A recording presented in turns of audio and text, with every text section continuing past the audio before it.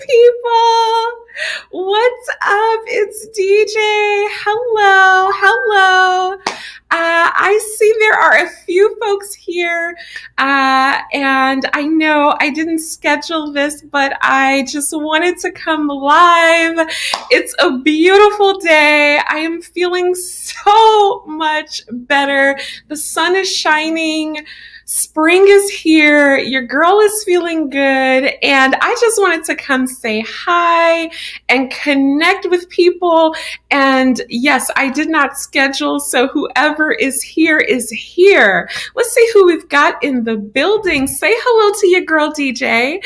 You know how we do. Hello. Hola. Bonjour. Bonsoir. Jumbo. Habari gani.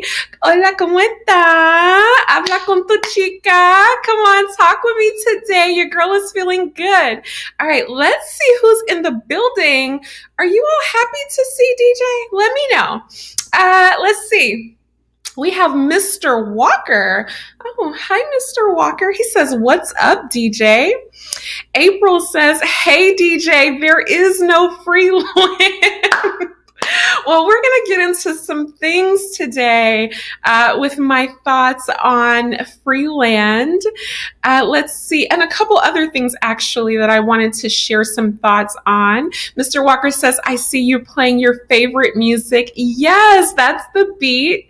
Miss J says, hey, sis, looking good. You're looking good, too.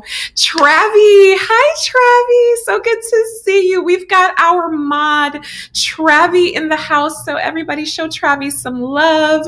Rome the Pacifist says, hey, DJ. Mr. Walker, that is a very weird question. Yeah, very weird question. Eye Movement says, hi, DJ. Hi, Eye Movement. So good to see you. It's so good to see everyone. I just wanted to pop on. I am just so glad to see everybody. And I wanted to share some thoughts that I had about the free land situation. And so that's why I popped on today. I also wanted to get into some things about the dichotomy that I'm seeing between African men and African American women. And I wanted to chat through a little bit of that. So very impromptu. But if you are here, hello to you. I'm so glad to see you. So as April said, there is no free land. And that's what we're going to chat about today. As you all know, there have been a number of programs that have been coming out, particularly in West Africa, about free land for Black Americans who are looking to repatriate. And so it all sounds very good. It's this idea of building this Wakanda and having this head start. And I think it's a very beautiful idea, but I just wanted to share something that was on my spirit and on my heart.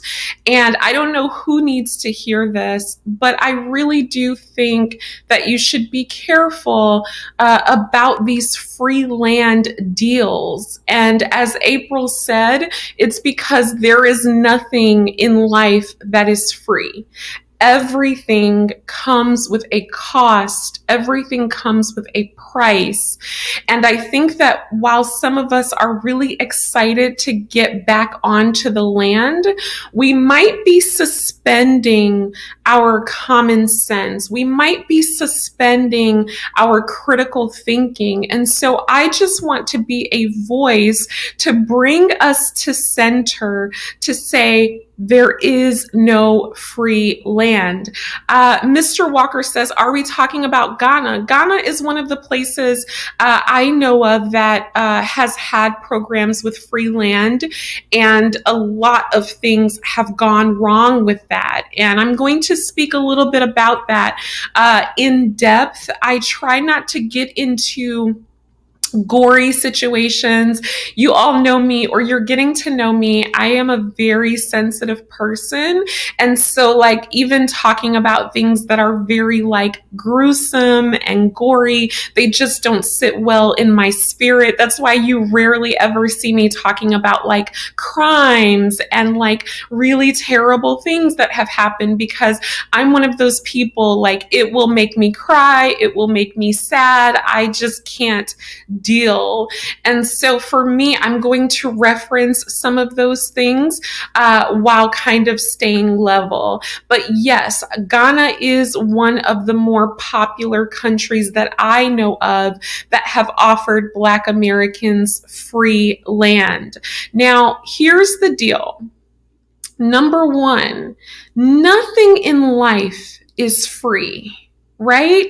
And so while it is very beautiful that our African brothers and sisters are offering an incentive for us to return to the land, right? It's very beautiful. It's coming from the heart. It's a gift. I wouldn't be so quick to accept free land. Okay? And here's why. There are stipulations that come with accepting free land parcels in Africa. And all these stipulations may not be verbally spoken, right? Because the way that things are done in many parts of the world is that all of the information is not put on the table at the start. Some things you will not know about until you're actually there in the thick of it. So there are sometimes stipulations to free land that are not spoken. And so you think that you're getting free land and you're just going to go and you're going to build your house or whatever it is. And when you get there, people are expecting something in return that you may not be able to deliver. Now, I have read that when some African Americans are going into these free land projects, they are being asked to build infrastructure in return. And this is based on my research into certain deals. So in exchange for the free land, they are being asked to commit to developing the community. Let me repeat, in exchange for free land, they are being asked to contribute to developing the community. Now you say, DJ, that's a great idea, right? Of course they should contribute to the community. Not so fast. Number one, we have to remember African Americans are on the very bottom of the economic totem pole in America.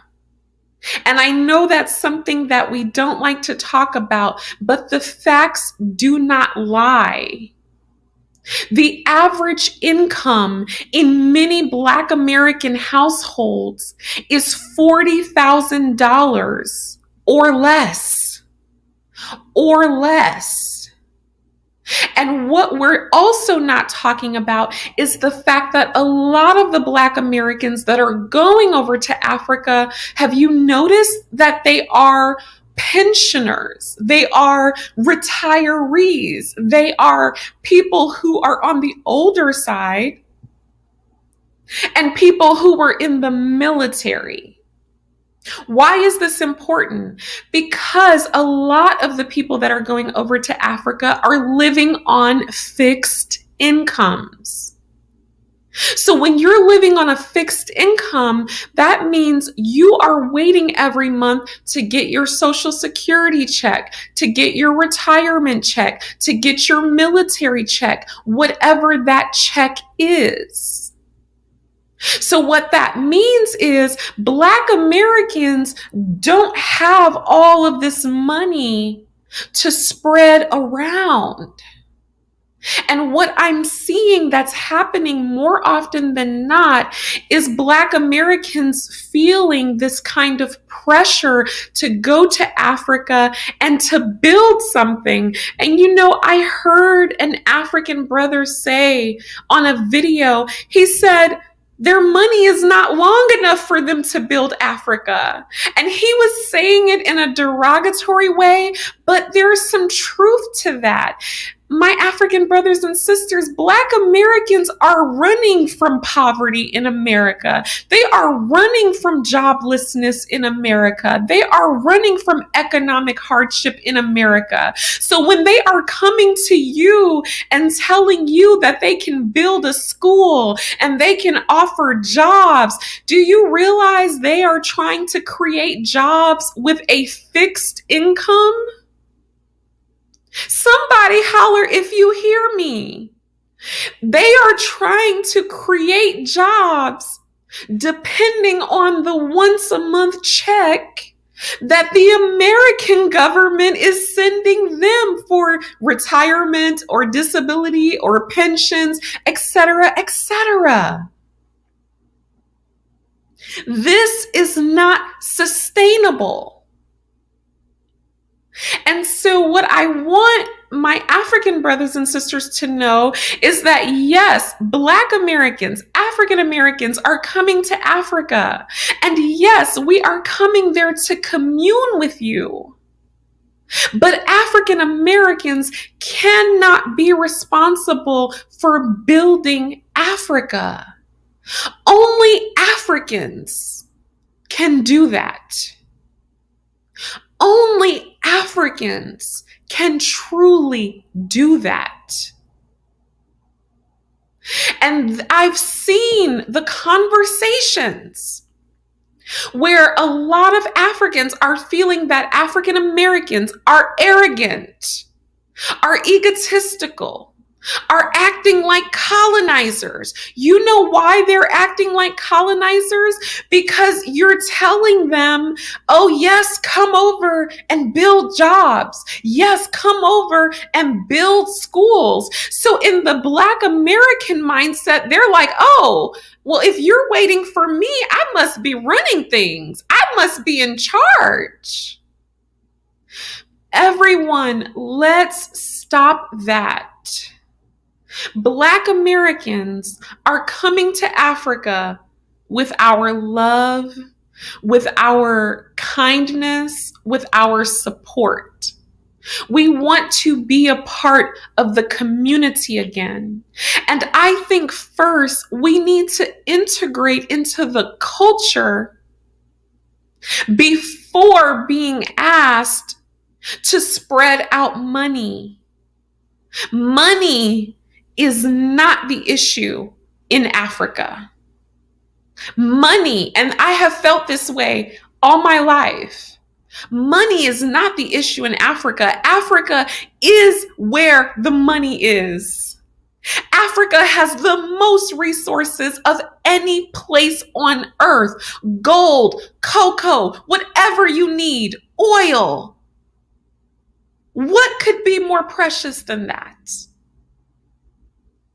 So what I'm saying is Black Americans are over-promising and under-delivering. Black Americans are promising something that we cannot deliver on. And I don't know if one person will hear me, but if you do hear this, there is no such thing as free anywhere in this world.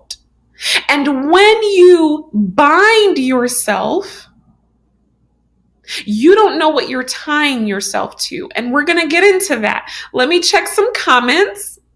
Let me see what the folks are saying. Let me know what you all think in the comments about this idea that Black Americans are coming to Africa to create jobs. How can Black Americans be the ones to create jobs in Africa when they are the poorest in America? Tell me. Let's think. All right, let me check out these comments.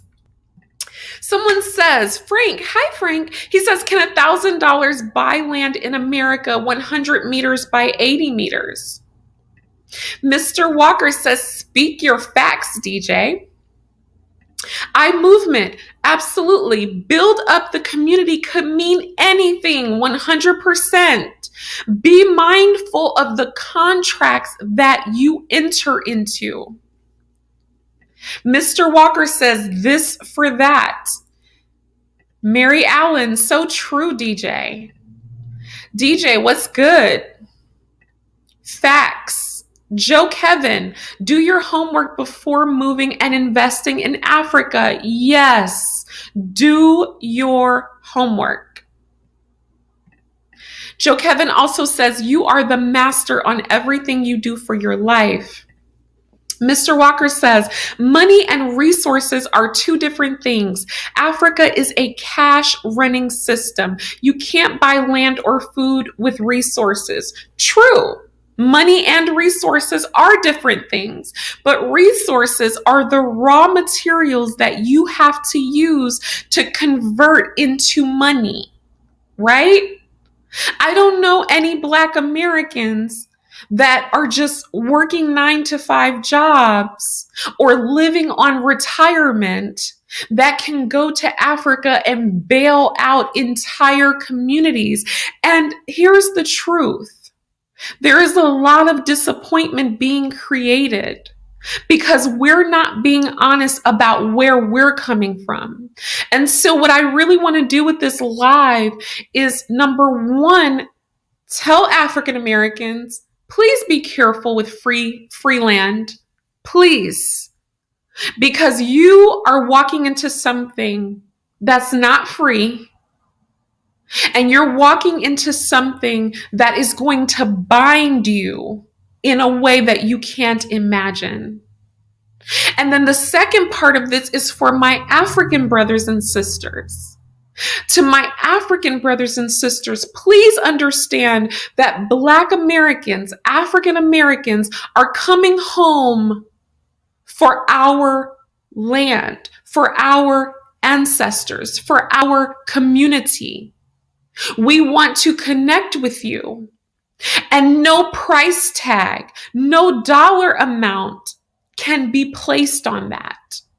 So please understand that just because a Black American is coming, that doesn't mean that they can create jobs. I see this so much. As soon as a Black American says they're going to Africa, oh, are you going to create jobs? Are you going to build the community? What? Black Americans have the right to come back without promising all of these outlandish things. And we are seeing the results of this. Now, if you're feeling the video, I'm going to ask you to hit that like button. And we're going to get into some things now. And then I'll drop the link. Hey, MK Toure.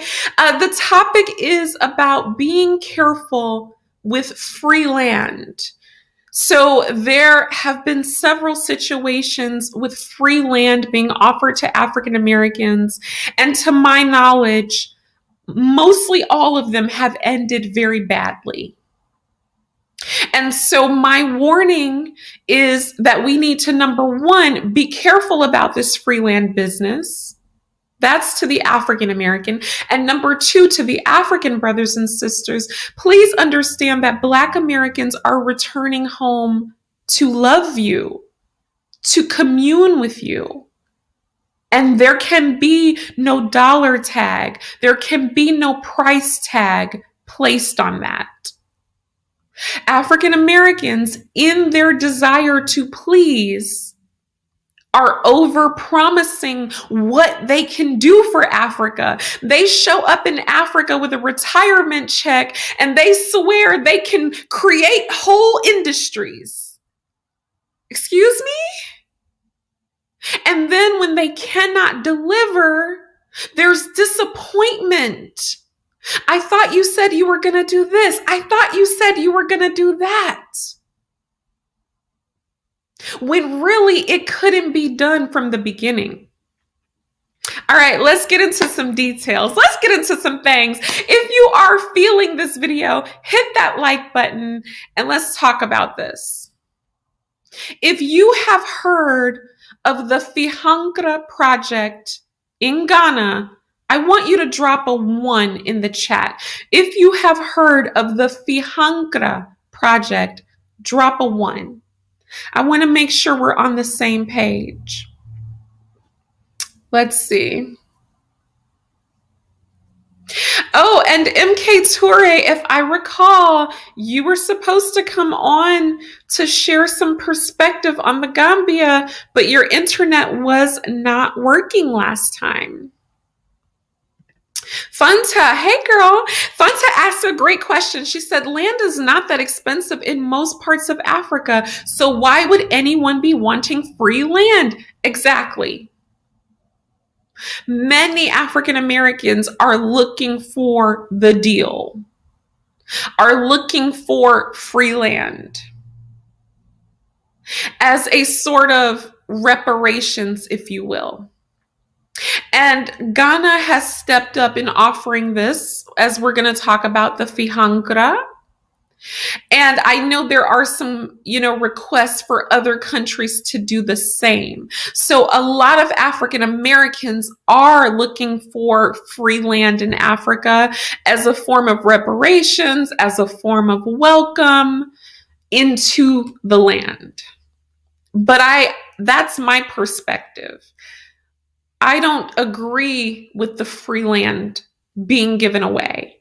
And my perspective is that there are too many stipulations that come with it. And we're going to get into it.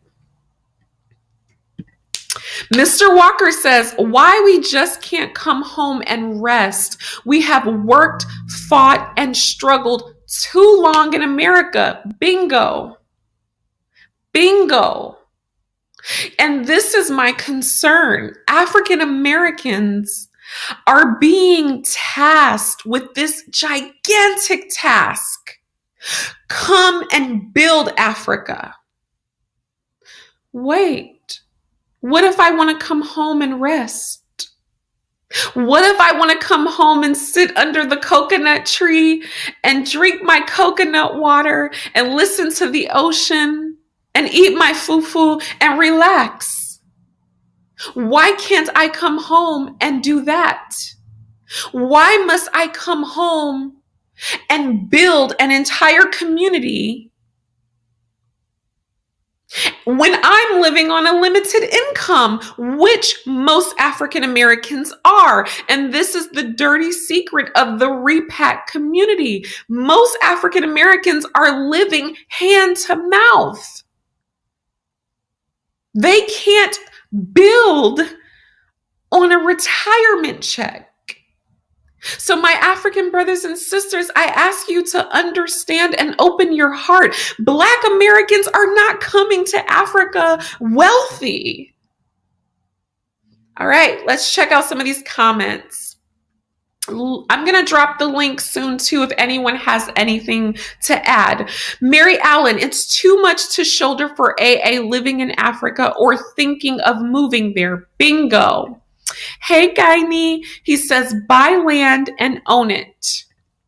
MK Toure, you can get free land in the Gambia, but it depends on the lactones. Frank says, lots of diaspora built houses in Africa. What's wrong with that? Frank, are you hearing me? There's nothing wrong with that. We're talking specifically about free land. And if you've heard me for the last few minutes, you've heard what I'm saying. Let's see. Bernadette, you are right. Black Americans overpromise on what they can do. But millennial tech Black Americans, they are not going to Africa. They are going to countries with high-speed internet. Yes, high-speed internet is very important. Moderators, Travi, I believe you're in the house. Make sure that you're keeping the chat tight. We definitely aren't dealing with antagonists today. We're not dealing with trolls today. So moderator, if you are in the house, make sure to keep the chat tight. Thank you. Guiney says, it's good to tell Africans not all Americans are rich. Exactly. This is what I'm doing. Because I feel that there is a sense of shame that African Americans have about being honest about the economic situation that we're coming from in America. And so a lot of African Americans are not going to tell Africans, hey, I'm just getting by. Hey, I'm just making the rent. Hey, I'm just living on my one check a month. Right? So because of that, Africans are being led to believe that African Americans have all this money to spread around, to build schools and build communities. And they don't. And they don't. All right, so let's get into the Fihankra. The Fihankra Project was a very noble idea. It occurred in Ghana. Now, Fihankra apparently references someone leaving home without saying goodbye in the Ghanaian country. I don't know what language, but Fihankra essentially means someone left home without saying goodbye. And it's such a beautiful sentiment. And so this particular group in Ghana decided to put a parcel of land away specifically for African Americans to come back and build. Now, the African Americans that came back negotiated with the chief and decided, okay, we're going to build our houses on this land. It's free. But it wasn't. The chief negotiated with the African Americans and said, in exchange for this free land, you need to build a school, you need to do XYZ. The school was the biggest thing that I remember. And the African Americans agreed. They said, okay, fine, we'll build a school. That's part of the deal. So already, before they even get on the land, they have obligations. They have responsibilities coming from America. They don't know the culture. They don't know the language. They don't know the tradition. They don't know the rituals. Just like that, they already have an obligation. They get on the land. They begin to live. They begin to build. But there's tension. There's tension between the locals and the African Americans. Something's not right. The African Americans were not producing as rapidly as the people thought. They were going back and forth between Africa and America, putting a little money here, putting a little money there, doing what they could. It wasn't enough. Guess what happened with Fihankra?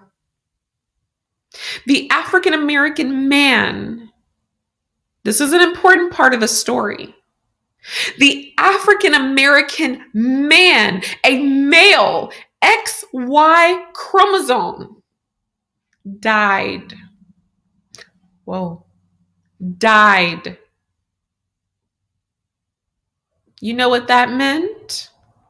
Tell me in the chat what you think that meant. Tell me in the chat what you think that meant. When the African American male who had originally negotiated with the Ghanaian chief for the land, when he died, The locals said the deal is null and void. They said, hey, he's gone. Mind you, the African American male had brought over his family, had brought over other African Americans who were living on the land, thought it was their land,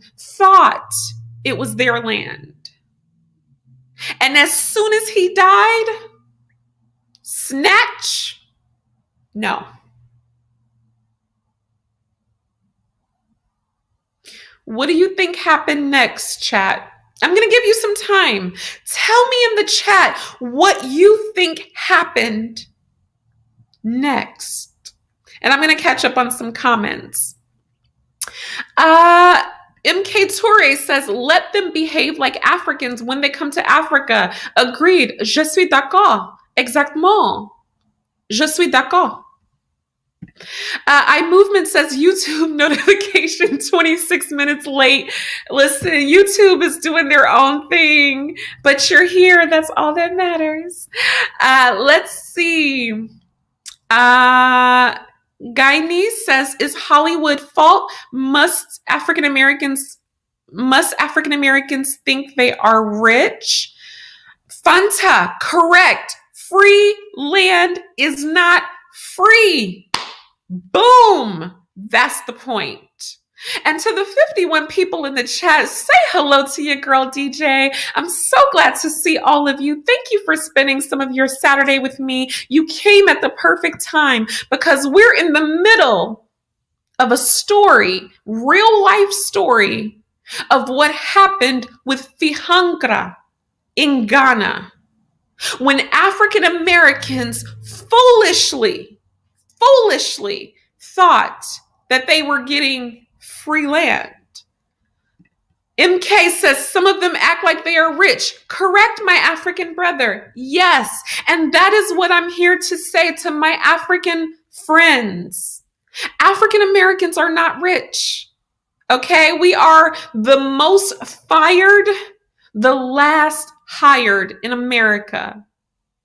Most African Americans are just making it. And most African Americans are not going to tell you that because we're flashy, oh, my people. Come now. We are flashy, oh. No different than our Yoruba brothers and sisters, no different than our Igbo brothers and sisters. We like to flash, oh, chop my money. So I'm here to tell you, most African Americans coming to Africa do not have the money to create jobs, do not have the money to build your community.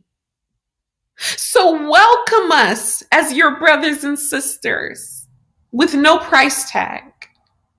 Otherwise, you will be very disappointed, or you will be very disappointed now. Hey, don't get me in my bag. Okay. Fanta says free land is more costly than buying your own land. Okay. Guyanese says, let me see. Mary Allen, that's a very costly and bad situation to be in. Yes. Oh, Travis sent over a super chat. Thank you so much, Trav.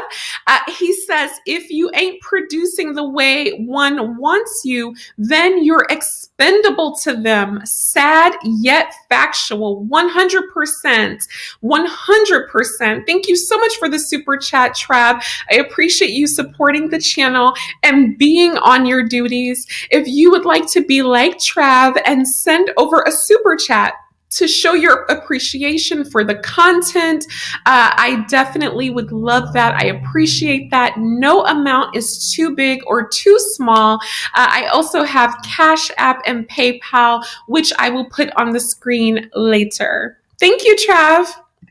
Mr. Walker says, this happened in Liberia. Can we learn from history? Can we? Can we? Mary Allen says, I will only buy something if I have proof that it is paid for and it belongs to me. Period. Buy your own land. Don't get free land. It's not free. Exactly. PK says, you talk Nigerian. Very funny. All right. Let's see. Let's get into it. Hit that like button. We got 54 people in the chat. Wow, y'all are turning up for your girl DJ. Thank you. Feel like y'all missed me a little bit. Okay, let's get into it. Now, we're back in Ghana. We're in the eastern region. We are on the Fihankra land, which is in the eastern part of Ghana. The African-American man who negotiated with the Ghanaian chief for acres and acres of free land dies. Gone. Now, his family is still on the land. So are other families and people who followed him. The locals say, hey, we made a deal with this man. We didn't make a deal with y'all. You gotta go. What?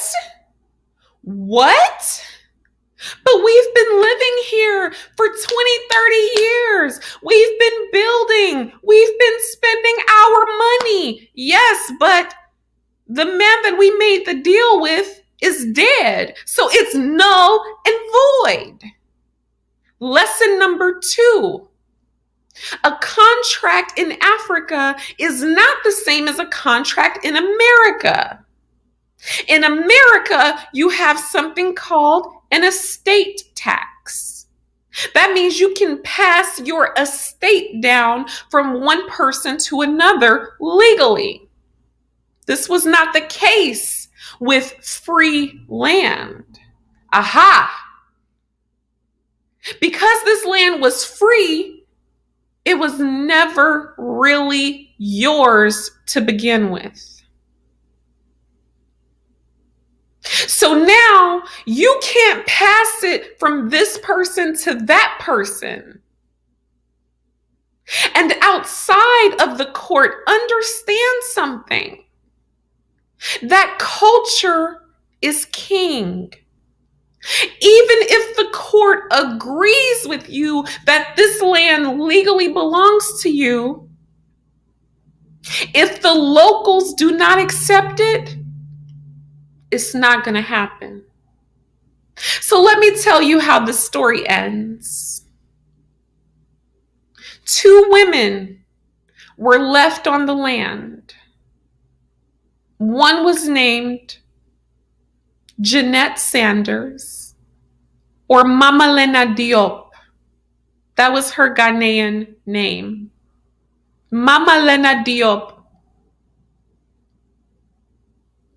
She inherited the land from the African-American male.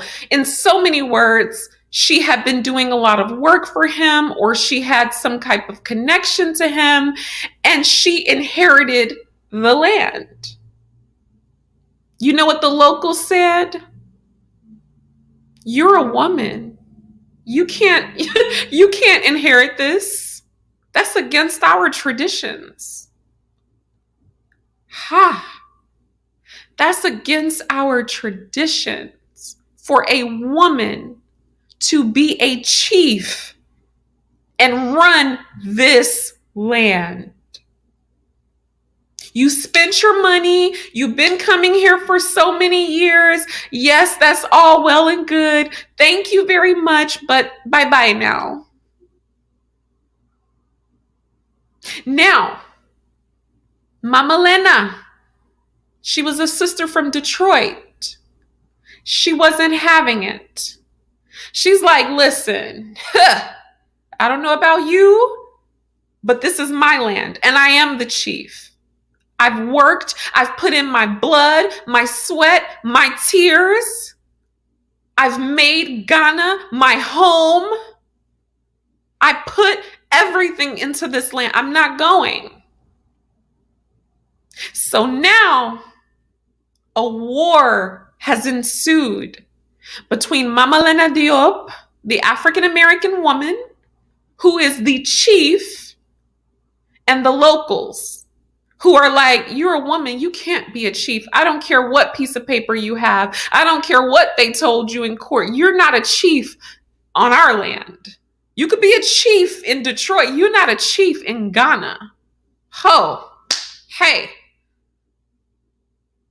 Mama Lena took them to court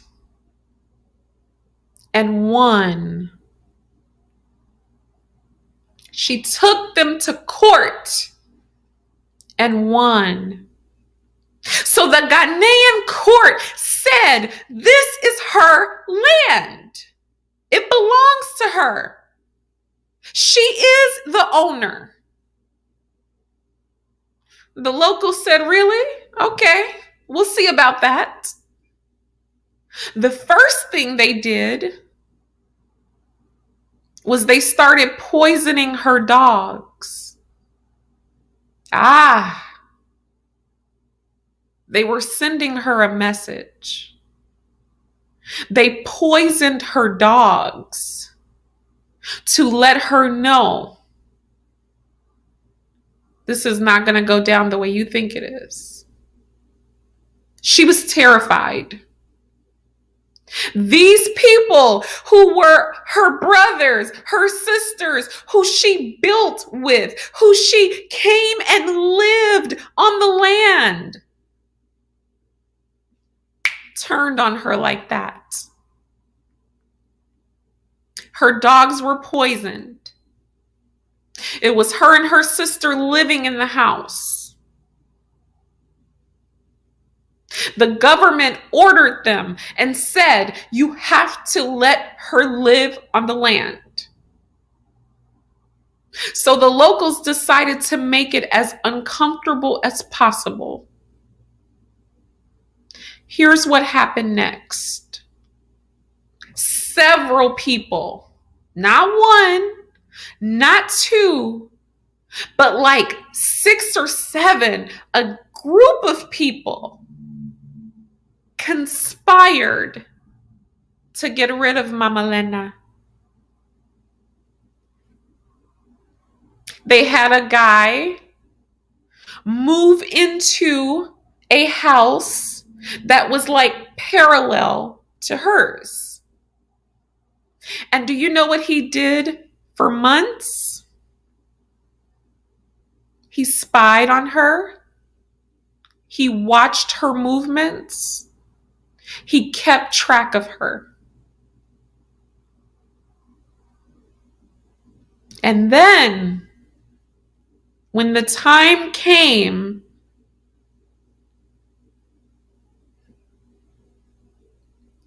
he killed her and her sister.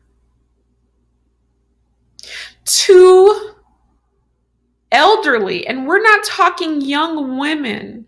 They were in like their 50s and 60s. He killed her over the land. And they said he bludgeoned her with a club. So like hit her in the head. Blunt force trauma. Blood was everywhere. And he buried her right in the backyard. Buried her right in the backyard. He wasn't hiding. He wasn't running. This was an honor killing. This was a killing that was done to remove the foulness as they perceived it from the land. He didn't run. He didn't hide. He didn't hide the bodies. He buried them right on the land. And when people didn't hear from Mama Lena Diop, Jeanette Sanders, when they didn't hear from her, they sent the police. And they found the body. And he was arrested. Guess what? He didn't even run. He didn't even hide. It was almost like he was proud of his crime. And the locals who conspired with him, and I can't say all the characters because I don't know all of them, but I've had some reports on the news that one of them that conspired with him might even have been her housekeeper at one point. So people who she trusted, people who worked for her, people who lived alongside of her, they all got together and they said, no, you're not keeping this land. Rest in peace to Jeanette Sanders. Rest in peace to Mama Lena Diop and her sister. She was stolen from Africa. Her ancestors were stolen from Africa and brought to America and enslaved. She went back to Africa to reclaim her roots. And guess what? She came back to America in a body bag. If she even came back, because the last report that I read was that they were trying to get the U.S. Embassy to bring her body back, and there was no update on whether they were able to bring her for burial. What is my point in telling you this story?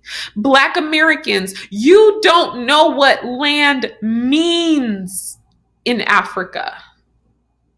You can lose your life not respecting traditions in Africa. You can have your life taken if you do not understand the culture in which you are living. This is life and death. And I know you're going to say, DJ, you're being dramatic. DJ, you're doing too much. No. I am very well studied. And the reason why I tell my African American brothers and sisters to slow down is because I want to see you be alive. I want to see you live. I don't want to read about you on the news. I don't want you to lose your life because you're on somebody's ancestral land. And you don't know what that means. Do you know that you will be taken out of this world for disrespecting somebody's ancestors? You don't understand. In some cultures, not just Africa, even in the Middle East, if you go to Iraq, Syria, they will kill you over their ancestors. Now, if there is a stipulation in that culture that women cannot be chiefs, that it is a disgrace for a woman to be a chief, it is a shame for a woman to be a chief, guess what? There is somebody willing to take you up out of here for disrespecting that. There is somebody who is willing to take you up out of here for not respecting that. And when they do it, you know what they're going to say? That their ancestors would be pleased with them. That you were defiling the land, that you were disrespecting the blood, that their ancestors told them to take you up out of here. Do you know the guy that took them out? He's not pressed about spending time in jail. He feels that he honored the ancestors. He's not worried about jail. He has restored honor to the land in his mind. So Black Americans understand nothing is free. Hey, nothing is free. And if you go over there in people's land and you have no understanding of what you are walking into, you might not live to tell the story. Now listen, I have an old soul. I've had an old soul since I was a young girl. I feel things. I see things. I'm like that. And what I see right now is that if African Americans don't change how we are acting in Africa, some folks are not going to walk up out of Africa. I'm going to just say it like that. Keep being arrogant. Keep going into these people's lands and trying to tell them what to do. Keep disrespecting their traditions. And you might not walk up out of there. Do you know how many comments I have received when I have talked about different repats where people from different tribes have told me, DJ, do not worry, we are going to deal with them. We will deal with them, and we're not going to deal with them with the courts. I have even removed some of those comments. You all don't even see all the things that I see. Before Art Kathy got ran out of Gambia, I had so many people in my comments inbox telling me, DJ, do not worry. We will deal with her. She's going to get justice. We got it. And you know what happened after that? You know. And she had to get up out of there. Her life depended on it. Let me catch up on some comments. Let me know what you think about this situation. I am a voice that is speaking from my heart. This message may not be for everybody, but this message is for somebody. Please understand that you are walking into a dangerous situation when you are going and looking for free land, accepting free land, and entering into obligations that you know nothing about. All right, let me catch up on some comments. Oh, the chat is on fire. Let me go ahead while I read some comments. This is the Cash App. The Cash App is CherieDJ. So if you are feeling the content and you appreciate the work that I do, definitely show some love in the Cash App. And also we have a PayPal on the channel, which is ADD_give@outlook.com. And all support is sincerely appreciated. We have 71 people in the building. Drop a like and let's catch up on some comments while we wait. One moment. All right, let's see.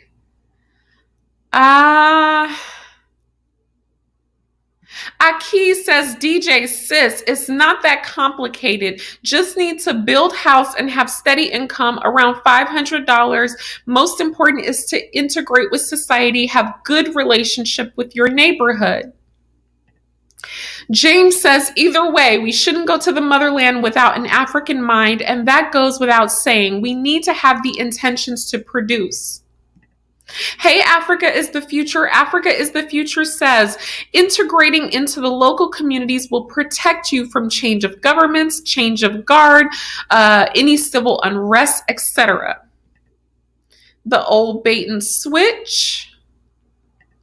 Some are going to Africa to enjoy their retirement, not to produce anything. Just so you know, in Ghana, when you think you buy land as non-Ghanaian, you should know you only possess that land for the period in the contract. Boom. So glad you said that, Egton. Thank you. That reminded me. Yes, not just in Ghana, but in many of these countries, you only own that land for a period of time. It could be 50 years, 99 years, but you never actually own it. So you think you own it, but you don't. Someone says, wow, I heard about that story. It's so sad. Free land is free with stipulations. We don't know the details of the agreement with the chief, so all this talk is speculative. Good for her. Wow. That's a whole lot of hate and greed. We don't even have the gall to do that to our oppressors. Age 75 and 60 years. Yes. My goodness. Pure xenophobia. That's bad. Very sad indeed. Yes, this happened in 2015. This is really sad. Kabadia says, peace and love, beautiful sis. It do get real. We gotta be mindful of a definite lifestyle changes among rules and traditions. Most are not aware of going to certain places. Thank you, Kabadia. Now, if you don't want to believe DJ, because you say, DJ, you don't live in Africa. Okay, here's Kabadia. He lives in Burkina Faso. Do you believe me now? It gets very real. It gets very real. And your favorite YouTuber is not going to tell you about this, because if they tell you about this, you might not send that PayPal, because you want to see pretty beaches and you want to see pretty food. But see, I'm here to tell you what I'm seeing. And a word is enough for the wise. I know everybody won't hear me. I know everybody won't understand, but one person might. And that's who I'm speaking to. I'm speaking to that one person who has a heart to hear. Don't let Jeanette's life, Mama Lena Diop, don't let her life be in vain. Because I felt, when I read her story, I felt her crying from the grave. I felt her. She went and left America to return to her ancestors, and left this world a second time. So she left this world through her ancestors, the first time through slavery, the second time through death. What would Mama Lena tell you if she were here? What are the lessons that she would tell you if you were here? Aki says, never go to the village. Rome the Pacifist. Hi, Rome. I believe I saw your comment. Definitely. I'm gonna drop the link shortly. As an African, I feel so bad. That's why my channel is all about trying to educate the diaspora. You are better off buying land in cities. There are too many issues when it comes to tribal lands. Do you hear him, oh? Do you hear him now? He's telling you there are a lot of issues that come with taking free land. He's an African. Do you believe him? You say I'm lying. Do you believe him? Is it better if a man says it? I'm being a little spicy right now. I'm being a little spicy. But do you believe it if a man says it? I know some of you won't believe it unless a man says it. I know. But he's telling you you're better off buying land in big cities. And another part of this story, the land that was given to Mama Lena and the African Americans was in an isolated area. The news article mentioned this. It was in an isolated area in the eastern region of Ghana. And it was so isolated that they couldn't even call the police that rapidly or get to a hospital that rapidly. That's another thing about why I would not accept free land, because they're not giving you a juicy part of land in the middle of the city with businesses everywhere. They're giving you land way off to the side. You're all the way out in the woods. You're isolated, no help around. And if something happens to you, it's going to take the police a long time to even get to you. What did I say in my video about the chief situation? The one that y'all, got all fired up about. Yeah, I saw your comments. I said buying land in isolated areas is dangerous. And this is another one of those situations. The land for the Fihankra Project was in an isolated area in eastern Ghana. So even when this person attacked Mama Lena Diop, they had no way of getting help. Let's see. Yes, sister, we need to know the real. Let me see. I'm trying to catch up on comments. Be patient with me. Thank you. Bukati says, my father abandoned 5 acres of land because his own relatives were plotting on him. Boom! Boom! So if his own relatives will plot on him, why wouldn't they plot on you? Blue collars throwing up the fire emojis. Yes. Landover Lord, Africa is God. Hey, Mama Du, bonjour, comment ça va? Her music sounds good. Hey, lady, how are you? So good to see you. Thank you. Oh, wow. Okay. Her music sounds good. Thank you for the super chat. Very much appreciated. She says, you speak facts. Thank you. Her music sounds good. I do see that some folks wanted me to drop the link. I'm going to drop the link right after I finish the story. I want to make sure I get everything out that I want to say about this, and then I will open up the lines. Let's see. Hey, Fitz, just coming in. Miriam. Hi. Good evening, Miriam. Okay, let's get to the end of the story. So now we have a situation where Mama Lena Diop and her sister are gone. And guess what? The locals got all that land back. The locals got all that land back. So essentially, the African Americans came over, put their money, put their time.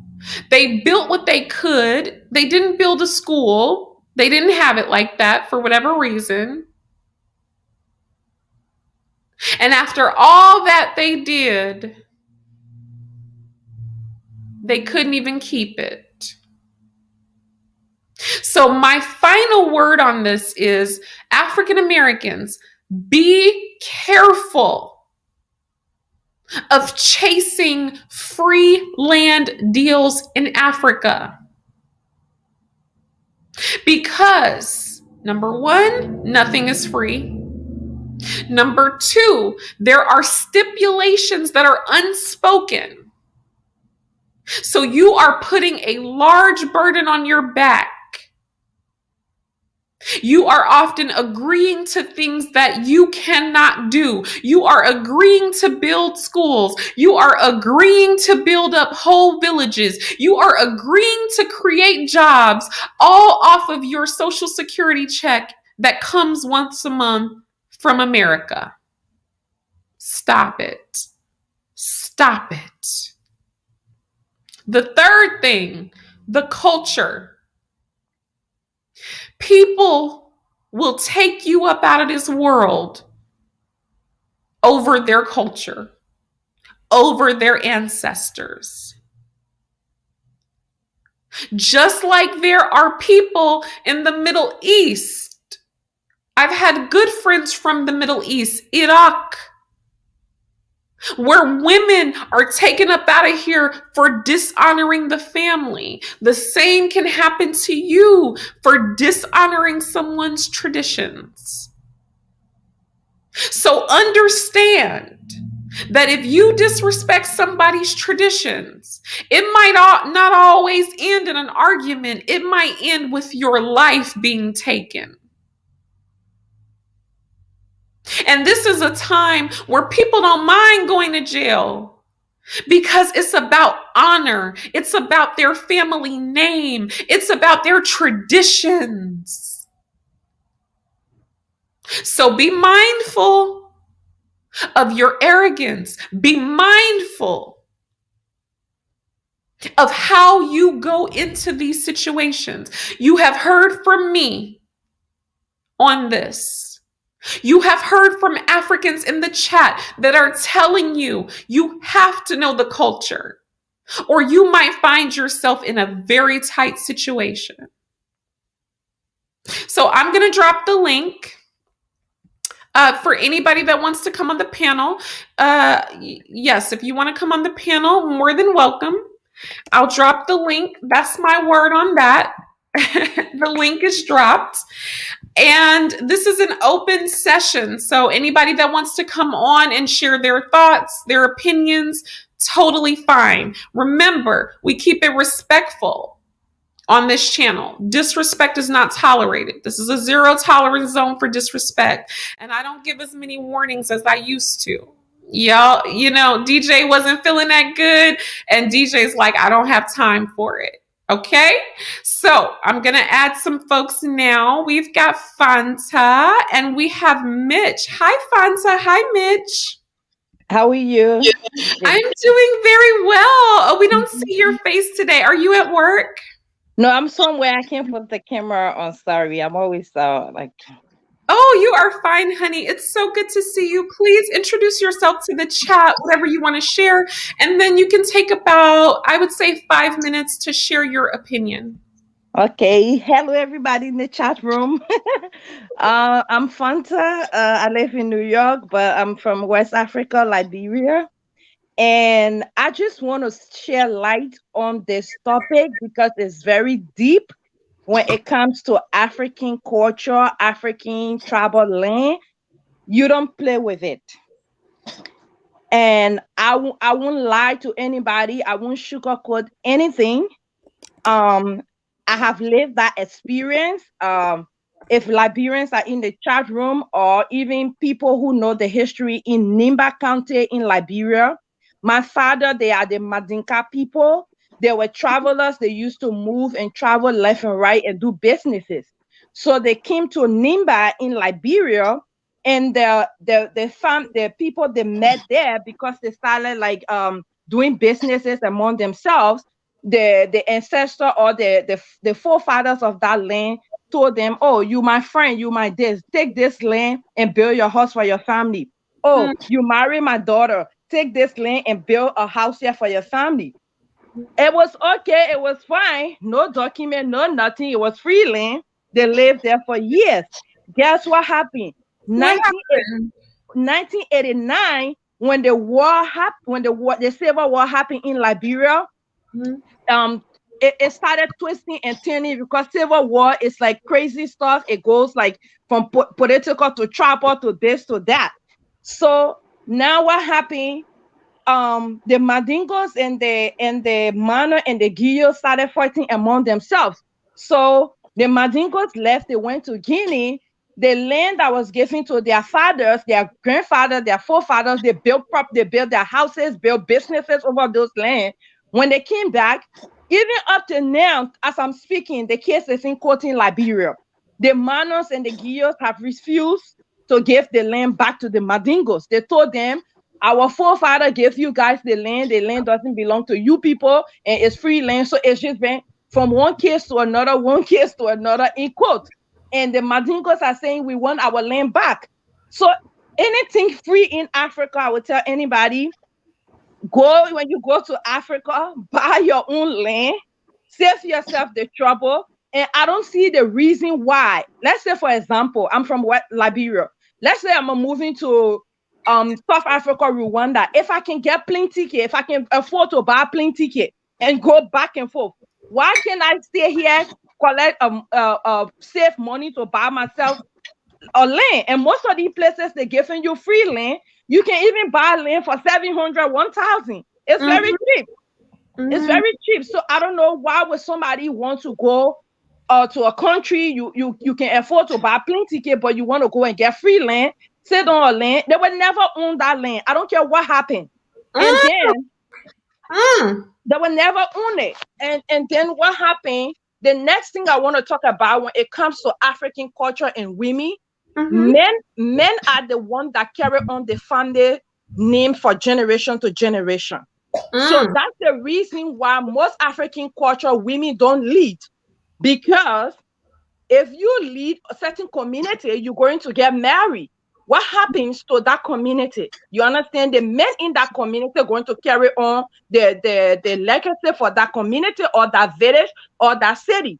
So women do not lead those places. Even when my father died, what happened? My brothers are the ones that in control of my father's properties, not me.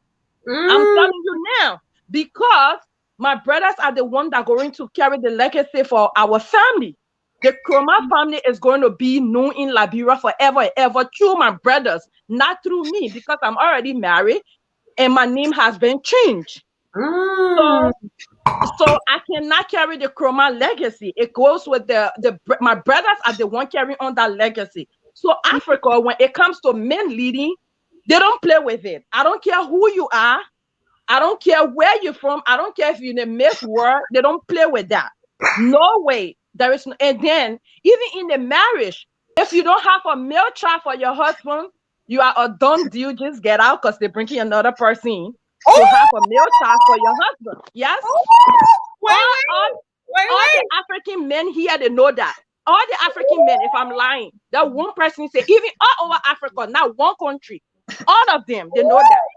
Wait, let me repeat that. Fanta, drop some fire in the chat for Fanta. She is hitting it today. There's so many things I want to ask you, but let me repeat that. Fanta said, if you marry an African man and you do not have a male child for him, you might as well go ahead and get up out of there because he's going to bring another woman in. Is that right, Fanta? Yes. Even if that African man is a pastor, trust me, he will go out and have a child to have that male child. A male child in Africa, in any African culture, is number one priority. Number one priority. If you don't have a male child for your husband, you are a done deal. Because the male child going to carry on the legacy of your husband. Is going to carry on the legacy of that family. And tribal land, tribal things in Africa, ancestral land, it's not easy thing because, for example, the Kroman tribe, if you go to Nimba, the Kroman tribe are known to be in certain locations, certain community. So they're not going to sit for you to mess up with that place because decades of years from now or decades of years have passed, everybody knows this community to belong to the Kroman family. You understand? So they're not going to play with you when it comes to their tribal land. You rather go there, the Kroma family can say, okay, you know what, DJ, this is this piece of land located under this tree. We give it to you. We sell it to you. Take it for you. But for somebody to come and give you acres and acres and acres of land for free, are you crazy? Like, don't you think? Yeah. Wait, Fanta, let me ask you. So you are from the Mandinka tribe. Yes. So hi, my Mandinka sister. I did not know that about you. So wow. And so your family had land and they are not giving it back? No. Even before my father died in 2014, because my father served in the government all his life. And he was even senator for that particular county, representative. He was LFA president. He died as an election commissioner in my country. Wow. And the case went from court to court, even up to today's day. Ask any Liberian person, they know that story. Yes. You understand? Yes. So nothing, you rather go and buy your land. Do not go for any free thing in Africa, especially when it comes to land. Land is like a legacy. It's a legacy when it comes, they don't play with it. No. They do not play with it. Wow. So you think land is just something for you to build your house? No, Africans don't look at land like this, build your house. They look at it like family, generation to generation kind of thing. Land is like the blood. Thank you. It is the blood of the family. And that's why I'm so glad you came. Thank you so much, Fanta, for sharing this perspective, because African Americans don't believe me when I say things like that. They think it's just land. And we're trying to help you understand this is a legacy. This is their blood. You will lose your life over something like this. And like Fanta said, it's going from court to court, but that's irrelevant because at the end of the day, people are not going to let that go. Now, Fanta, like, okay, you're from Mandinka and this has happened. How does that impact, like, when you go to the land? Like, if you went to the land, would people be okay with you being there? How does it go? I'm just curious. The funny thing is, I found myself in between. My mom is from the other tribe that, and my father is from they are the ones fighting among themselves. So it's a difficult situation for me and people that were other family or children that were born into those unions. You understand? So now even the Ellen Johnson studies, I think you have heard about African first female president. She even went on the case and told the Mandingo people that, oh, we will give you free land somewhere else, because it's just the whole era is like all the tribes involved are the most crazier, dangerous tribe in Liberia. Mandinga people don't play. The Mano and the Giyo don't play. So it's like Ellen Johnson said he tried. She couldn't solve the problem. She left it. Now we have George Weah, and he don't even want to go in that direction, because land issue in Africa is like it's a dangerous thing to play with. So, and now the Mandingos are saying, no, we don't want free land. We want the land back. And the Mano and the Giyos have already gone, destroyed those people's houses and build something else over those land.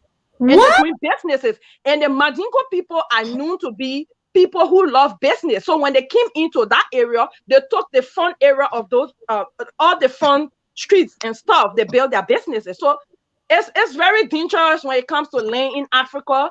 I would tell anybody, you have your money, save yourself the trouble, save yourself the problem, go and buy your land. I lived in Ghana before. Ghanaian here, I know the Ghanaian tradition. I used to live in Senyan Breku. I would to Breku going to Senyani. And on Friday, women do not go to the river. You do not go to the river. I live it. I experience it. You are lying. Wait, you do not go where? To the river. On Friday, you do not go to the river. Say, Awutu Breku.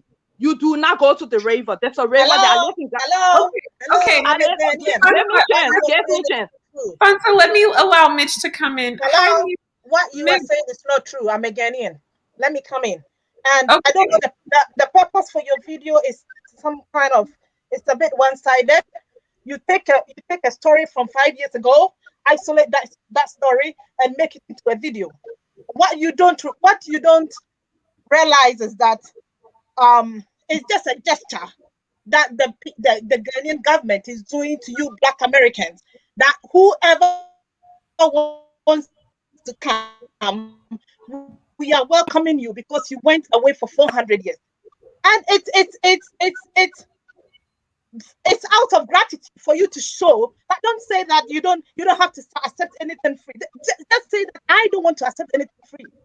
From that isolated incident, have you ever actually had about 4 incidents happen that people have been killed online? It does happen. I'm not denying the fact that it doesn't happen, but you don't have to take a story from 5 years ago and capitalize on it and use it to generalize a whole country. That is wrong. That is absolutely wrong.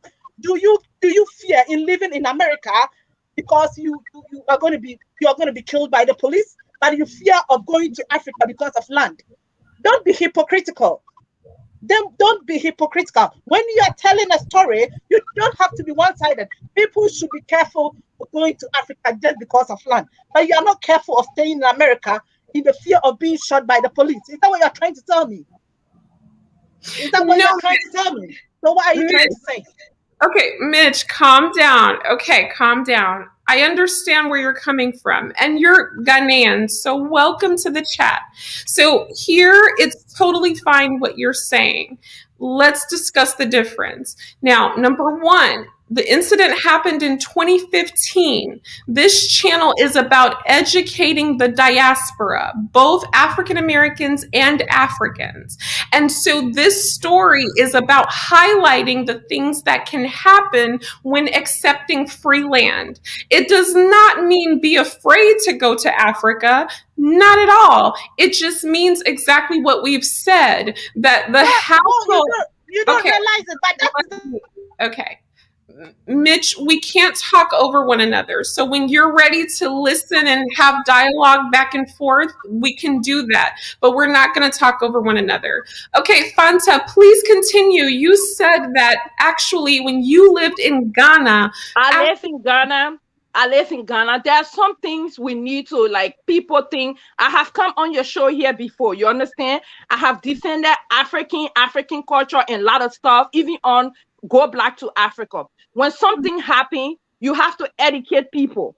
Yes, that's what we're here for. You have to educate people. There is no if and N about it. Land issue in Africa. Even the very Ghanaians fight among themselves for land issue. So there is no lie about it. Liberians fight among themselves. Every African country, they fight among themselves for land issue. So there is no if and N about it. There is no lying about it. And I live in Ghana for 3 years. I live in Senyan Breku, Awutu Breku. On Friday, I'm trying to give you the extent of the culture when it comes to women. Okay. Friday, women do not go to the river. Okay. The river I'm talking about, Ghana, you know, Ghana is closer to the equator. You understand? So it's very hot. So you cannot dig a well in the yard and just get water. So it's hard to get water in Ghana. Okay. Unlike other African countries, like my country, Liberia, if you dig a well here, you're going to get water. So when there is no water in the pipe, we used to go to the river to go and get water. Friday, women do not go over there, but men do go. You understand? Oh. And that I'm just trying to explain certain cultural stuff that you have to respect when you in certain community. And in that particular Awutu Breku, you don't raise dog in that community. It's against their culture. There is no dog in that particular area.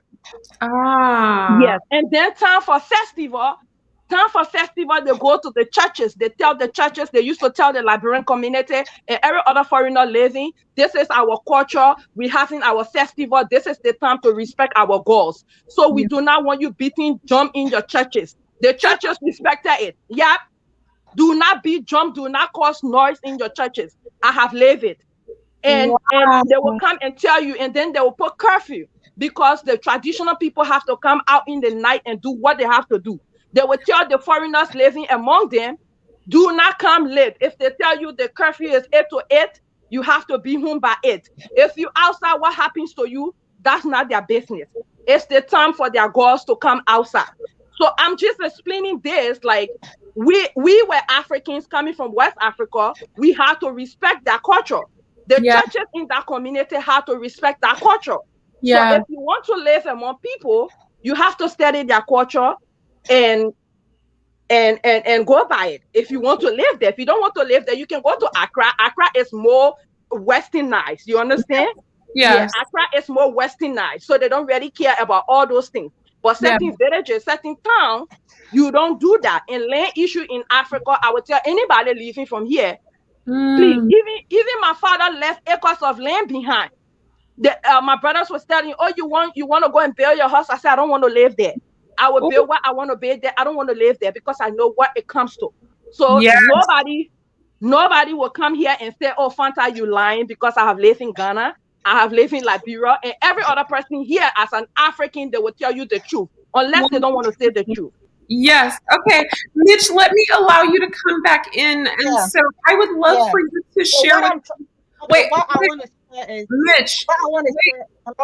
Mitch, 1 second. I wanted you to speak about some of the traditions that has shared because you are from Ghana and we are here to educate. So can you speak to some of those traditions? Like, for example, what I want to say is a librarian she can say whatever she wants to say. I don't know how long she lived in Ghana, but I was born, I grew up in Ghana. and I know my traditions. And I don't think a Liberian or whoever she is has the right to talk about my country more than I do. So what I'm trying to say is, nobody is denying the fact that there's no land issue in Ghana or in Africa per se. Nobody is denying the fact that there's no land issue. But go through the proper channel and you'll be okay. Go through the proper channel, you'll be okay. Nobody, if anybody tells you that there's no land issue in Africa, I wouldn't be specific about a country, but in Africa, then the person will be lying to you. But go through the proper channel, you will be 100% okay. That is what I'm trying to tell you. So a Liberian or whoever she is cannot tell me more about my country than I do. I don't know how long she lived in Ghana, and I don't want to even know. She has no right to tell me more than what I know about my country. I'm not telling you, honey. I'm educating the people on the chat. I'm not telling you. I did not interrupt. So I don't know why you're getting angry. I'm explaining my experience. Why are you angry? Interrupt. I'm not angry. I'm talking my point. When you were talking, I did not interrupt. Can you give me that respect and let me talk? So what I'm trying to say is, when you go through the proper channel, you'll be okay. Nobody is denying the fact that there is no problem about lands in Africa. So to tell me that there is nothing like a free land, are you kidding me? Are you kidding me? So as chief, in Ghana, we have skin lands, stew lands, and government lands. These are the three main institutions that are responsible for lands in Ghana. Skin lands for those in the northern, stew lands for the chiefs in the southern and eastern Ghana. They are in the government land. Government lands are very few, so you don't get to hear about that a lot. So these three institutions are responsible for lands. So if a chief tells you that I'm giving you a portion of a land, then be rest assured that the chief is giving you that land. You know what I mean? And she is going to get through the processing and everything for you. If you don't want it, nobody is forcing you. You can stay wherever you are. But to make it seem like people should be careful or fearful of the fact that they're going for a free land, are you kidding me? And you have never even been to Africa, the delightful day. You've never been to Africa, and you are so abreast of issues in Africa. And I'm not saying you cannot, you can read it, but to experience what is real on the ground, you are not really that experienced. Mitch, you're cutting in and out. Like your mic is cutting in and out. Can you hear me now? Yes, please go ahead. Yeah. And you have like 2 minutes left, so please share. So when you hear something, a pinch of salt, and I'm not saying it not happen, but can you hear me? Fanta, can you hear the other guest, or is it just me? Yeah, I think she's breaking in. Yeah, I can't hear her. Mitch, try to go out and come back in, because we're not getting you well at all. We're hearing like every few words. So I'll remove you. Try to refresh and come back in so we can hear you. Okay? Okay. All right. Okay. Talk to you. Okay, Fanta, please tell me more, because I am so fascinated by what you have shared. So you said that certain times the people would tell you that their gods are coming out in the night. Yes. And they cannot be responsible for what's going to happen to you if you come out of that curfew. Yeah, and the thing she's getting angry. You can't. Ghana is a whole big country. It's not even small like my country. Even my own country, I don't know all the traditions in Liberia. Talk less of Ghana. You understand? Yeah. And I cannot tell a Ghanaian. We have a lot of Ghanaians living in Liberia. We have them live in Sano County. I have never been to Sano County before. I don't know the tradition in Sano County. So if a Ghanaian come from there and say, this is what happened to the Kru tribes or the Grobo tribe in Sano, I won't be like, you have no right to talk about Liberia. Honey, this is Africa. This is the world. Anybody can travel anywhere. Now information is all over the place. You understand? So there is nothing about getting angry here. If somebody come and tell me about land issue happening in Liberia, I will tell you, yes, it's true, because I have lived it. You understand? Up Yes. to today's date, the Guillo and the Mano and the Mandingos are in court, from court to court, one president to another. That issue have not been solved. And Yeah. what she's saying, like people saying, be afraid to go to Africa. Nobody said be afraid to go to Africa. You didn't say that. No. And everybody's saying you will be safe buying your own land, save yourself the headache, because now a chief in Liberia or in Ghana might give you the land. 50 years from now, you might not be around. Boom. You understand? You might not be around. And it's a free thing you got. And even kids that is talking, she might not be around. I might not be around. It's left for our children. Anything free is not free. Boom. You understand? Anything free is not free. It's like you coming, I come to your house, DJ, with my children, and then you say, Fanta, take this room free and live there forever and ever. You understand? I'm living there as compared to me renting from you. That's two different things. So, I would tell anybody, unless you don't have money, go for the free thing. Even in Liberia right now, go on Facebook. There are demolition going on in Liberia. People that own free land in Liberia, they're taking them up. Even when I was in Ghana, when Ghana was building the international road to go to the border, you understand? From Accra to go to Burkina Faso. There were a lot of houses along the road. They broke down. Businesses. When I say real big houses, she knows that. So they clear everything. It wasn't something small. It was like a big chaos in the country. They got ready to do that. So talk less of you going, if you can afford your round trip ticket to go to Ghana. Why don't you save yourself the trouble? All these places they're giving you. I'm not saying don't go for the free lane. You can go for it if you want to. Yeah. But just be prepared. Just be prepared for what's going to happen after. Yeah, nothing might happen now. You might be fine. You might be okay living there. What if trouble stop happening tomorrow? Even in Liberia, we're going through the same thing. Yeah, the same problem. Yep. And all over, even in Nigeria, you were here. This trap and this trap, they're going through problem. What if you find yourself on the free land in there? Like, buy your own land, save yourself the trouble. That's what I'm saying. I really don't.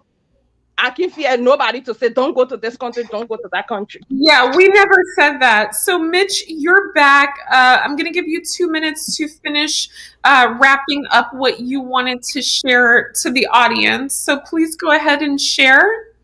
Yeah, so what? Can you hear me now? Is it okay? Yes. Yeah, so what I was trying to say is when the chief gives you a land, be it you're buying or for free, it comes with documentation.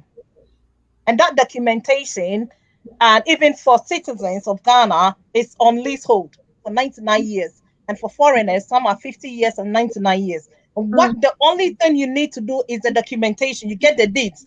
And when you get the deeds and it states that 50 years or 99 years, when the 99, you pass it on to your children, and the chief is not around at that time, you go and renew the lease. That is what it is. It's just like you have taken money and bought the land. So I don't know what this scaremongering about. Nobody's telling you about what I say is you need to go through the professional. Once you go through the professional, you get your deed. You are okay. When after 90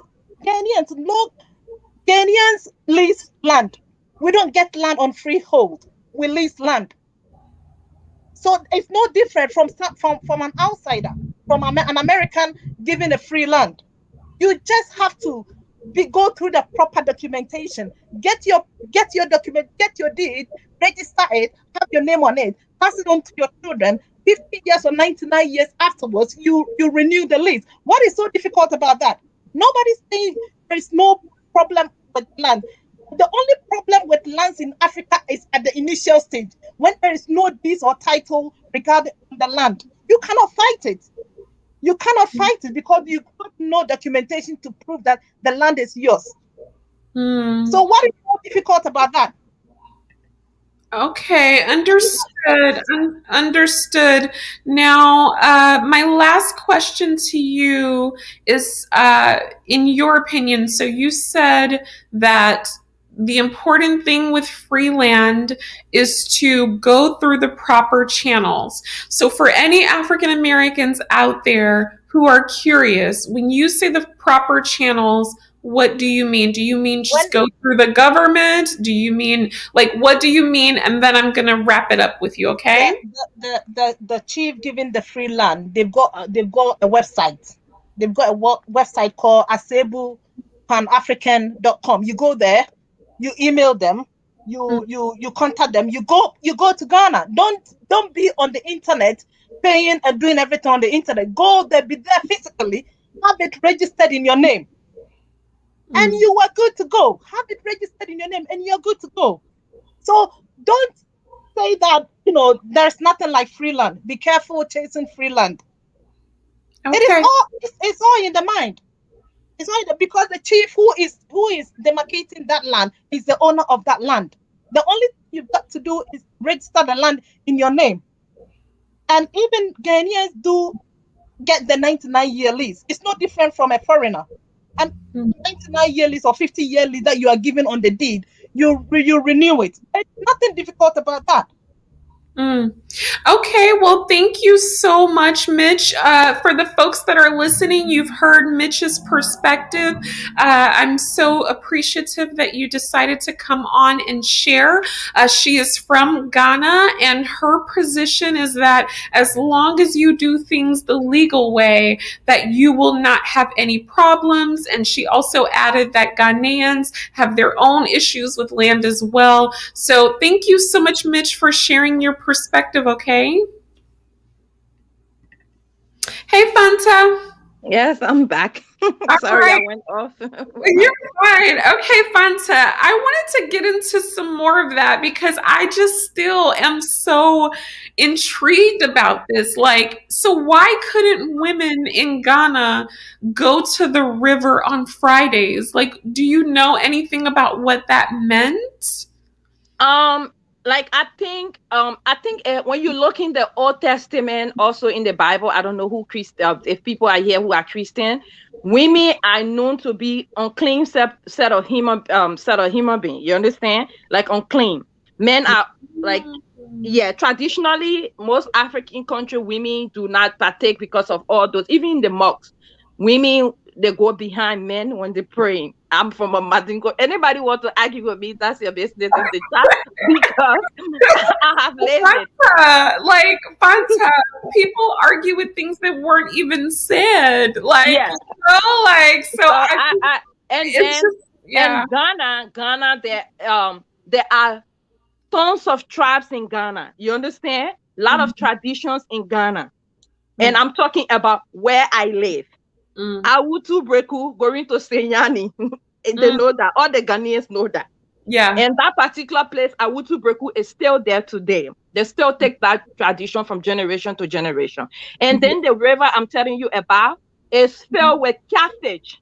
Catfish full in the water. Like even if you put a bowl like this.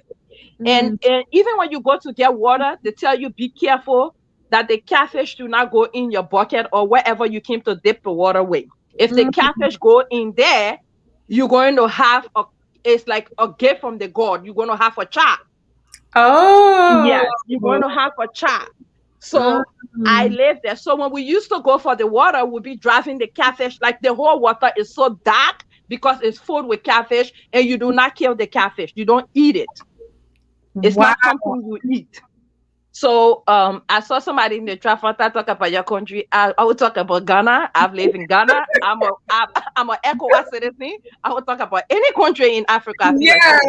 And on this channel, we will discuss every topic. So I gotta tell you all, like, this is a channel for people who are intellectual. Everybody on this channel is 18 or older. That means we're all adults. And this is what we're discussing. If you are not comfortable with this, then you have to exit. Okay?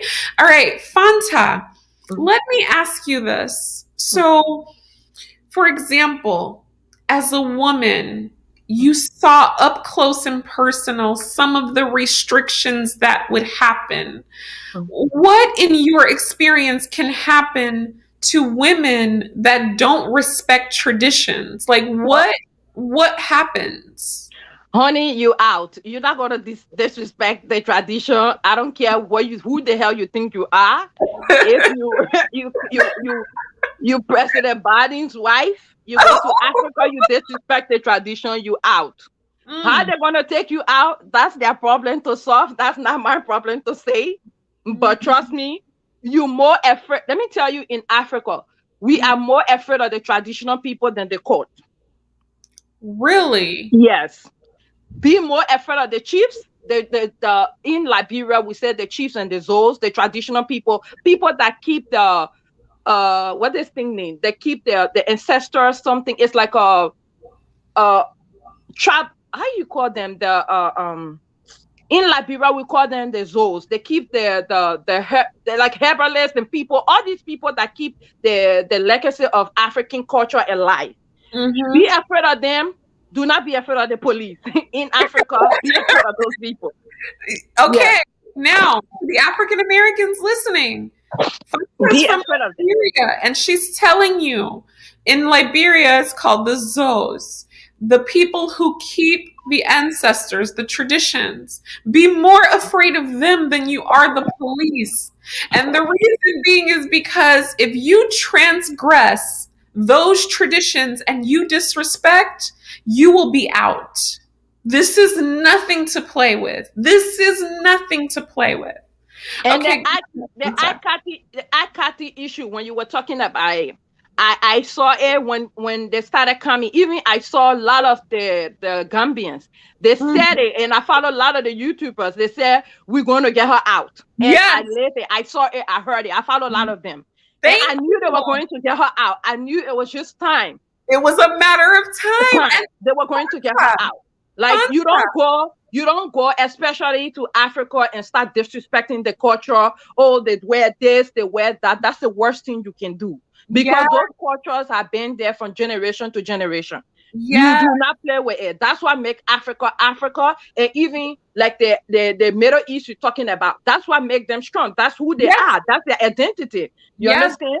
So they will not allow you to come in and start messing up and start acting crazy. No, honey, you're not going to get away. You rather just leave. So if you go somewhere, and even the free thing we're talking about, when I came to America, right? A lot of people say, oh, Fanta, even when we're pregnant with my son, you can get food stamp for free. You can get this, you can get that. So I asked the question. Even one time I went for my checkup, I asked the question. The lady said, oh, but you can't make certain income. When you make it, they have to take you out. So I'm like, why do I have to restrict myself? Why can't I just work? How much food do I need to eat that I have to go on food stamp and be restricted? You understand? Some people need it, but I don't need it at the time. I felt I could feed myself. So the same thing. You coming from America, if you can afford to buy your land, buy your land. I would say buy your land. I don't care what happened, how the sugar is so sweet today, the honey is in the tea. Honey, forget that. 50 years from now, will not be the same story. Because you know why? If that place develop, it really develop, and you're sitting on a piece of land that is like a hot cake, honey, some people will start coming after you. They will snatch it from you. Thank you. That was Fanta, let me bring this up. And I'm not going to say any names, but even the African Americans who are promising that they can build all these schools and villages are finding themselves stretched because they can't deliver, Fanta. And the thing is that we've even seen an African American woman who had promised to do XYZ found herself in a relationship with a man in order for him to do things for her to get the village built. And so what I am trying to tell my people, because I know my people and I know my people have a big heart, I know they want to do everything, but they can't do it. And I'm curious, Fanta, from you as an African woman, as a Liberian, as a Mandinka, what do you see as the biggest downfall potentially for the Black Americans returning? in your opinion? That's why this is all boiled down to the same thing we're saying. Mm. Why go for free land that they will tell you build a school where you haven't even built your own house? Boom. Why would you want to build a school when you haven't even built your own house? So if I come here in this village or in this town, in this area, buy my land, I'm not obligated to you to do anything for you. You understand? I'm buying my own land. And Ghana is so beautiful in a way that a foreigner can own land, not like compared to other African countries. Anybody can own land in Ghana. As long as you buy it, you can lease. Let's say lease, which is good, which is fine. So why would you want to go somewhere and get something free and then they tell you, build this, build that, build this, build that? Honey, take your 700, take your 1,000, because even the land they're going to give you is just a piece of land. Take your 700, buy your land.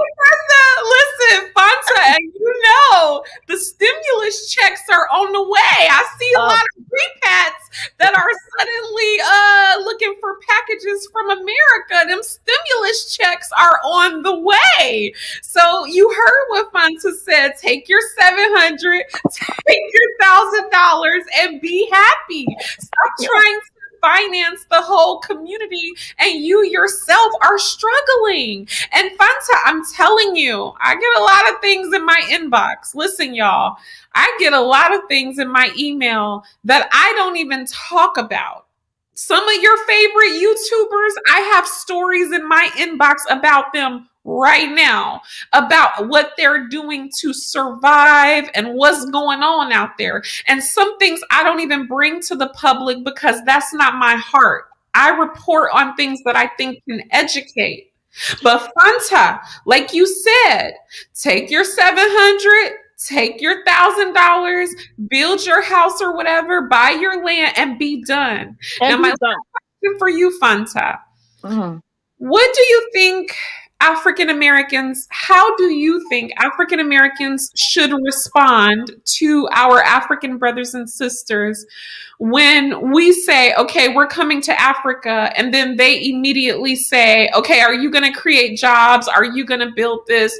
What do you think is a respectful way for African Americans to respond? Now, for me, I think African Americans should be straight up, should be direct and say, hey, I'm coming here to rest, to relax, to live my life. I can't do that.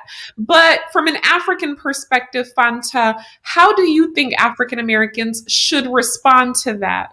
Okay, let me give you a story. When you come, not a story, let me just say the fact to you.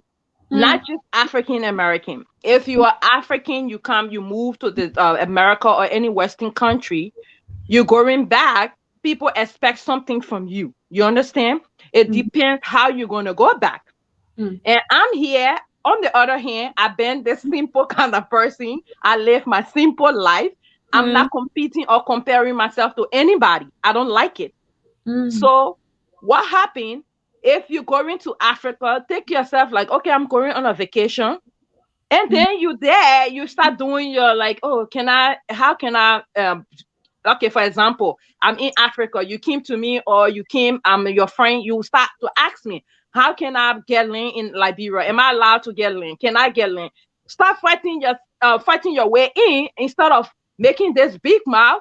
Oh, I'm coming. I came down. I came to, people underestimate Africa or Africans. They feel like Africa is just some kind of like a deserted island or something that your 10,000 is going to build a factory in Africa or your wherever you're taking. That's not it. People in Africa are living better than even people in America. Hey. I have my friends that live in Africa. I left them there. I came here. They live better life than I do. You understand? So keep your mouth shut. Go and find your way in. Instead of going to Africa and making this big show and the people think like you're some kind of rich person, when you and I know you just have your little 10,000 or 5,000 laying out in your account. Like, please. Yes. So you got your 5,000 and you acting like you a big baller shot caller. Yeah, acting like, oh, I came to help the Africans. You need help yourself. You need help yourself. You understand? Help yourself, find your way in. When I went back to Africa, people, you know what people told me? What? you do not behave like somebody from America. I'm like, how do you want me to behave?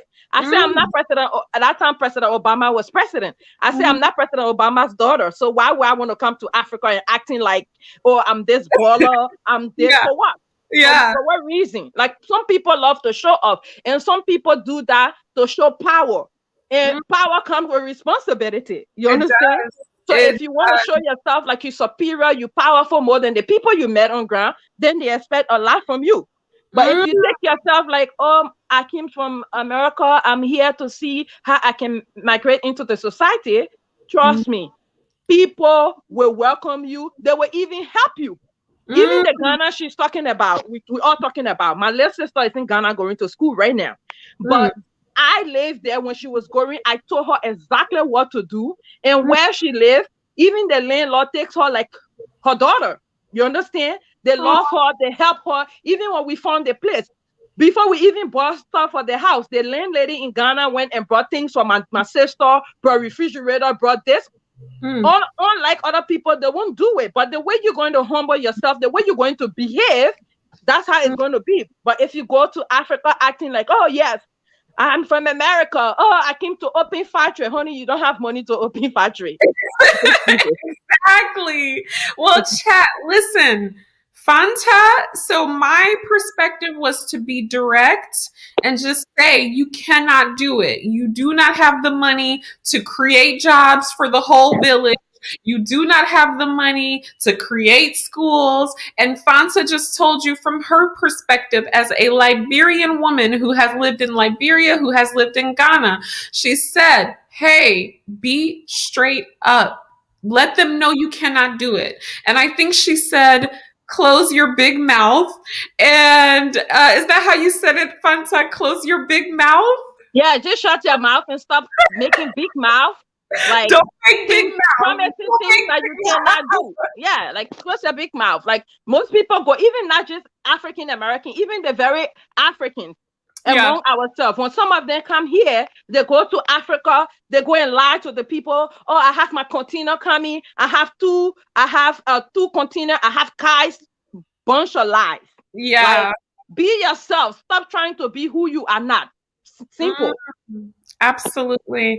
Well, thank you so much, Fanta, for coming on. I'm going to have you jump off and I'm going to start the next segment, but definitely hang around in case you want to come back. Okay. You know, I always love chatting with you, Fanta.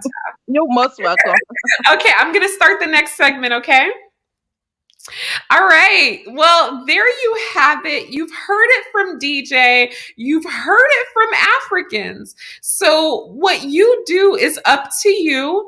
But a word is enough for the wise. And so you've heard also from the Ghanaian woman that came on. She shared some of her perspective, but none of us are here to hurt you. And I think I need to reiterate that. The reason why I am here is to help educate. And so this is not to hurt anyone's feelings, right? This is to tell you the real deal. Because when you get over there, you might find yourself in a world of trouble if you do not take heed to the information being shared here. So that is the end of the land discussion. Let's get those likes up. I have one more segment that I want to talk about today. But before I do that, I need to see these likes get up. Let me check so I can see how the likes are doing. We've got 91 people in the building. Hello, Jambo, Habari Gani, bonjour, bonsoir. Let's get the likes up and then we're going to hit the last part of this segment. So let me refresh and see what's going on. So we have 91 people in the chat. I need to see those likes get up. So we're going to play some music while we get the likes up. I want to see 50 likes. We have enough people in this chat. I want to see some likes before we continue. If I don't see the likes, I guess we got to get up out of here. So let me know. I'm going to play some music. I'm going to put some comments on the screen. And when I come back, we need to see them likes get up. So go ahead and hit that like button. It's a lot of information being shared. You're hearing it from my research. You're hearing it from Africans on the ground. You're hearing it from all the sources. All right, let's play some music.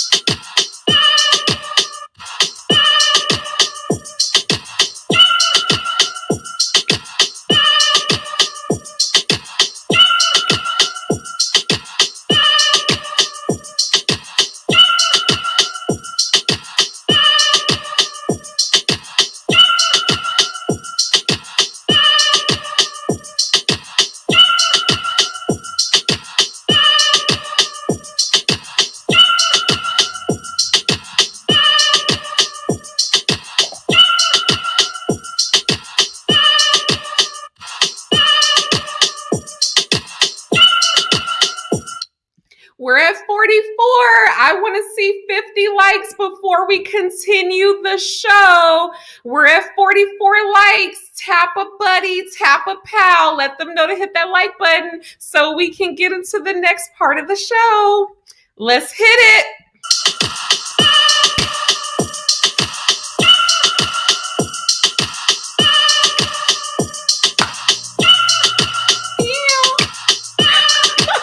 I got on my leopard print today. I'm a little tiger.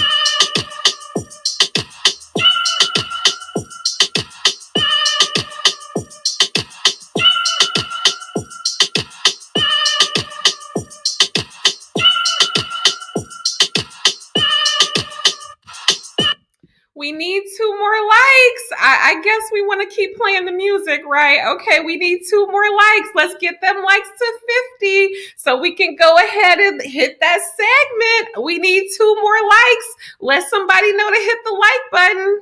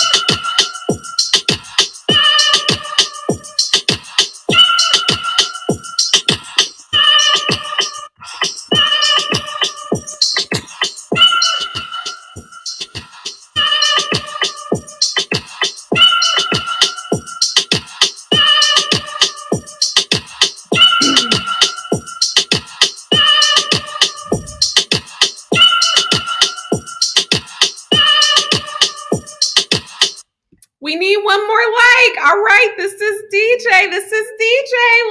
Someone said we got 50. Let me check. Hold up. Okay. All right. Okay. All right. DJ is back in the building. I see those likes are up. That's what I'm talking about. Definitely show your love. Yes, I saw some people asking about the music. I created this music. I created my own beats for the show. So glad to hear that you like it. Thank you, Fitz. Yes, we are over 50 likes, so we can get into the next part of this segment. Let me do some housekeeping. So if you want to contact the channel and get in touch with me about stories, information, etc., you can hit me up at add_TV@outlook.com. If you would like to show financial support for the channel, cash apps are always appreciated. It's #CherieDJ, what you see on your screen. And if you prefer PayPal, you can do add_give@outlook.com. I am an independent content creator, so all of your support is appreciated. Of course, you can hit that super chat so that we can play a song in your honor. And we are going to go ahead and get into the next part of the show. So, if you know what the word propaganda means, I need you to drop a 1 in the chat for me. If you know what the word propaganda means, drop a 1 in the chat. I want to make sure we're on the same page. We want to make sure we're all in this together. If you know what the word propaganda means, drop a 1 in the chat. And I'm going to pull up the definition of propaganda so that I can speak to it properly. All right, I'm seeing some 1s from Bugatti, Eye Movement, Morty, Eddie, okay. Duan, okay. All right, this is from the dictionary. Propaganda. Information, especially of a biased or misleading nature, used to promote or publicize a particular political cause or point of view. I'm going to read that one more time. Propaganda means information, especially of a biased or misleading nature, used to promote a particular cause or point of view. To all of you out there within the sound of my voice, and this is a serious statement. This is not joking DJ. This is serious DJ. Be mindful that some of the content you may be consuming on YouTube in relation to this Back to Africa movement is propaganda disguised as vlogging. Let me repeat that, because I know that we have young, impressionable people, and I would not be responsibly using my platform if I did not say this.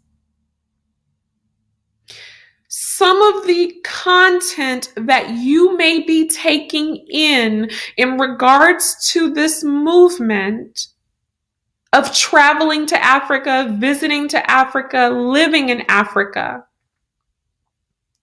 is propaganda disguised as vlogging. I have a degree that focuses on communications, journalism, marketing. I know marketing when I see it. I know propaganda when I see it. What you may look at and think is a video of someone just showing you their life can actually be a tool for propaganda. And the way that you know it's propaganda is that it is anti-factual, it is anti-knowledge, and it requires you to suspend all of your cognitive facilities. It requires you to think in a way that is illogical in order to make sense of it. And some of you, with your good hearts and your good intentions, are taking this information in, and you're going to run over to Africa and find yourself in a world of trouble. So I am telling you, from me to you, please be mindful that not everything is what it appears to be. Some people are just everyday people chatting and showing you their life. But some people have a different purpose. They may have been hired to show you certain things about Africa. They may have been in partnership to show you certain things about Africa. They are getting paid. Money, dinero, l'argent en français. They are getting paid to sell you a particular idea.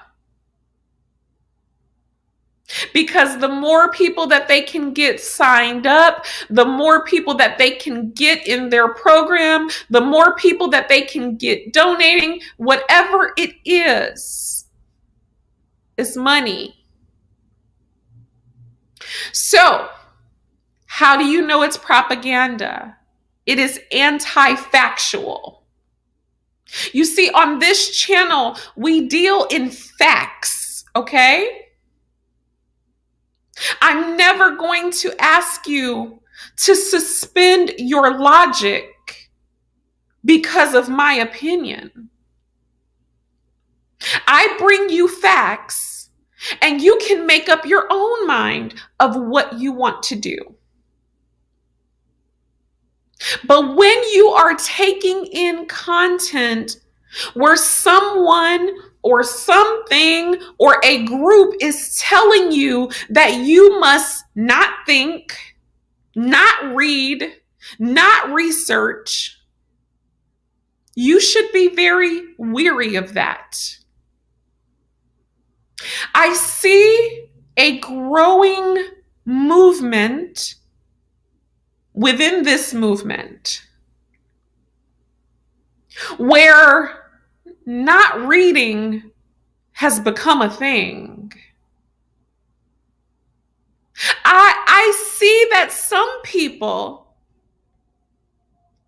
don't read newspapers and they're proud of it.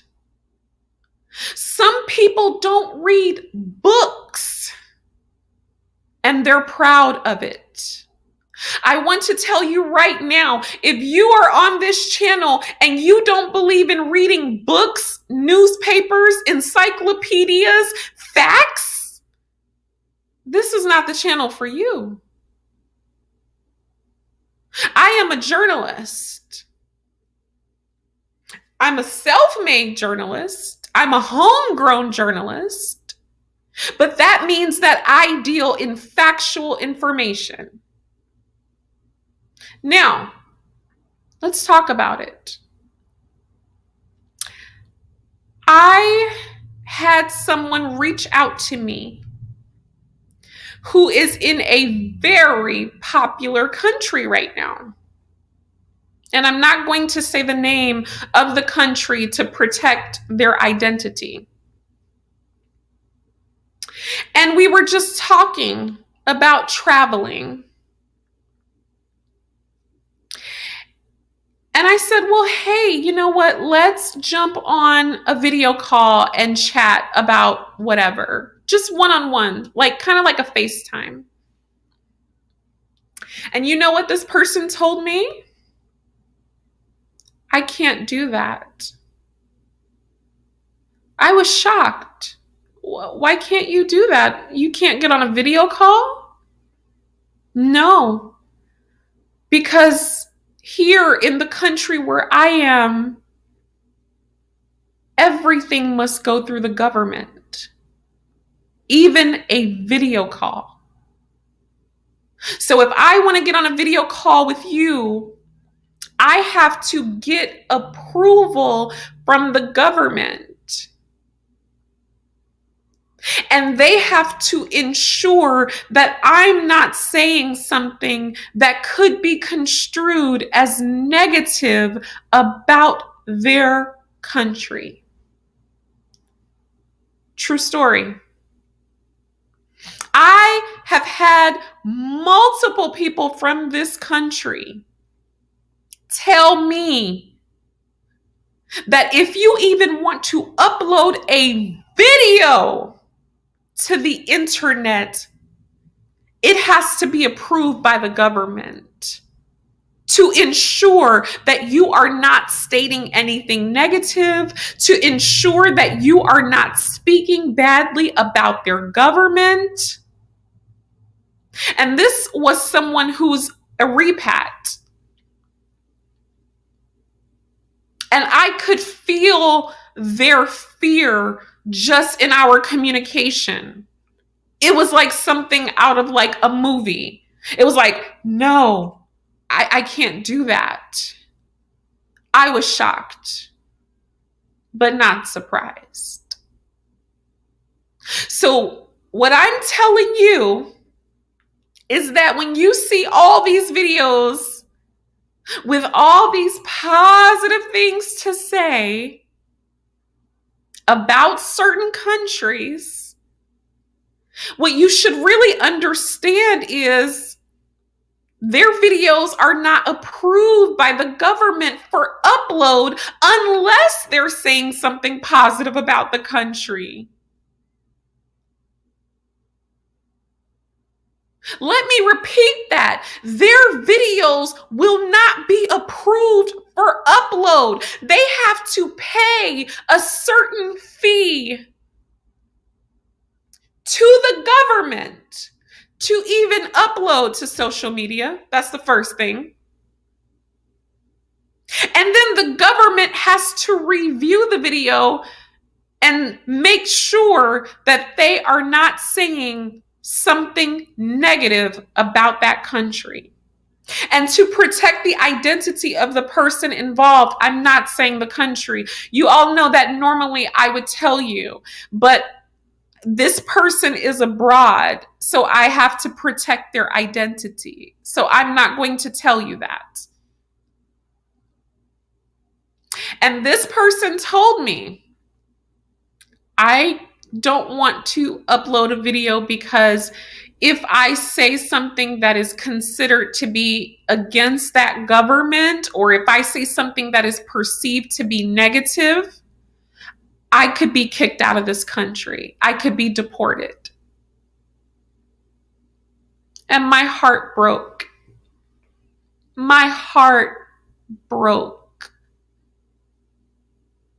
Because I could literally read that person's words and I could feel the fear dripping off of the page. I could feel the fear of just even typing to me about this country. That's not the first thing. And that's not the first time. I've had reports from people inside that country about how the government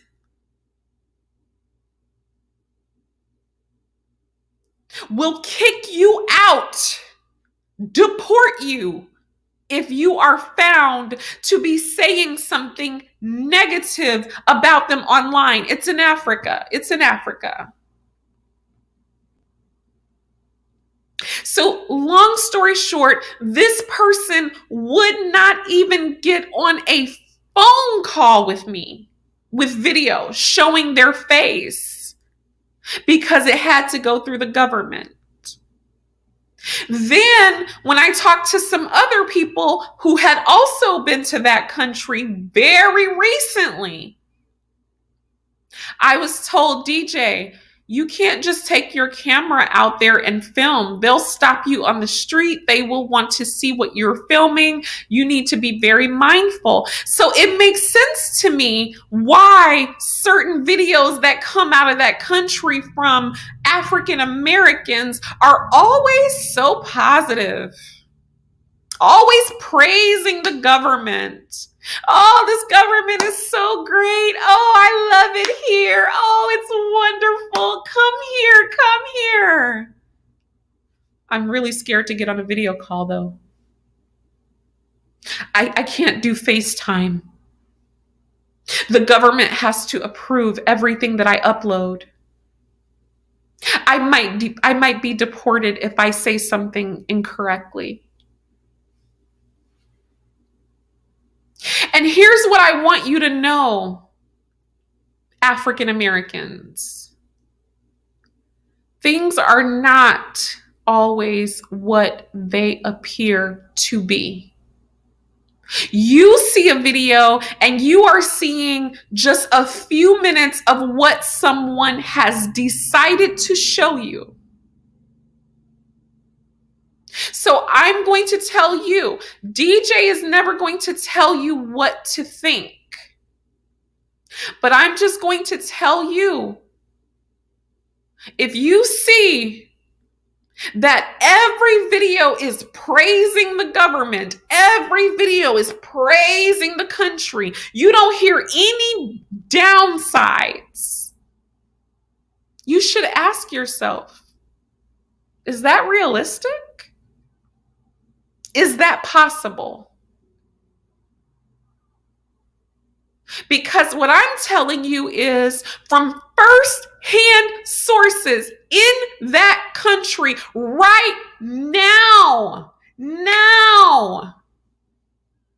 they cannot upload a video without government approval. And I see a very good question. Let me see. Fanta says, so why don't they leave the country? Very good question, Fanta. And I was coming to that. Some African Americans are so disillusioned with America that they have decided to go to countries that repress freedom of speech, that do not offer any sort of personal liberty, because they feel that it's worth it to get away from the racism and the systemic racism in America. Now, if that is you, God bless you. I understand. If you decide that living in America under systemic racism is so terrible that you would rather live in an African country where you have to get government approval to get on video calls, where the government has to review your videos before you upload them, where you do not have freedom of speech. If you decide that that is better for you than the racism of America, God bless you. I would not argue with you. For some people, the trade-off is worth it. But my point in telling you this story is so that you know there is a trade-off. You might get away from systemic racism running over there, but you're not going to have freedom of speech. Oh no, there's no First Amendment. There's no freedom to say what you want. So when you see nothing but positive videos, I love it here. The government is wonderful, even though in the newspapers, it's all talking about how this country is in a really bad state. But I love it here because guess what? If they told you the truth, their video would not be approved. And then they couldn't make money.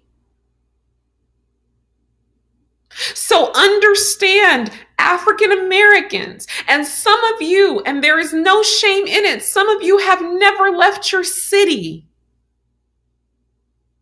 And so you may not consider these things. So take it from me, understand where you are going. Because once you get out there, it's no games. Now, if you decide, as I said, that the trade-off is worth it, if you decide that you would rather live under an oppressive regime as long as they're Black, okay? That's your choice. That's your decision. And no one's going to fight you.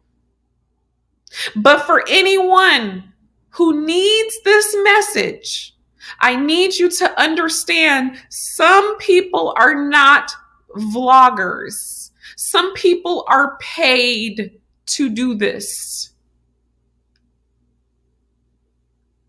There is no such thing as a free lunch.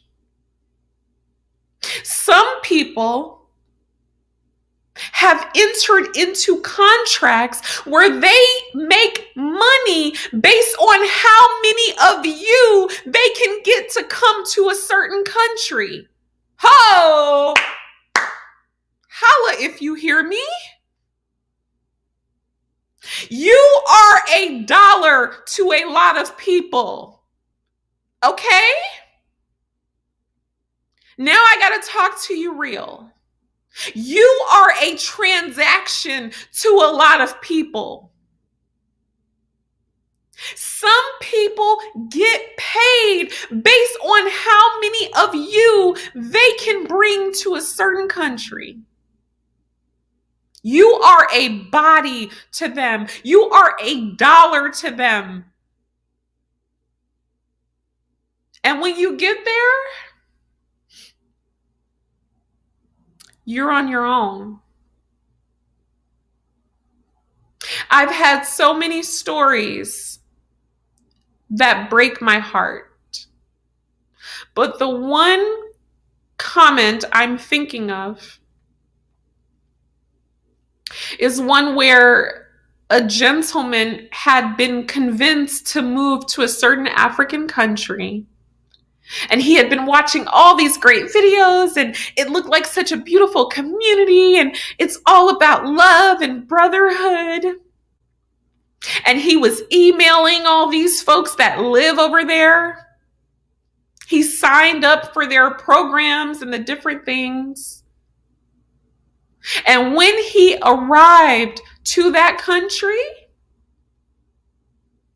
the people who convinced him to come didn't even answer his phone calls. Yeah. The people who got him over there, got him signed up, got his money, made it look like everything was this, that, and the other. They didn't even answer his phone calls. He was heartbroken. For the folks that are asking me to mention the country, the reason why I'm not mentioning the country is to protect the identity of the person that I'm discussing. And I know for us, this feels like a whole different world, but you all have to understand people's lives can be in danger based on what is out here on the internet. So if you can't believe the story unless I tell you who, what, when, where, that's fine. I'm not forcing you to believe it. You don't have to. but I'm not going to put that person in a compromising position. That's it. But what I'm saying is, understand, propaganda can sometimes look like a beautiful vlog. Propaganda can sometimes look like someone just I just happen to be telling you my story.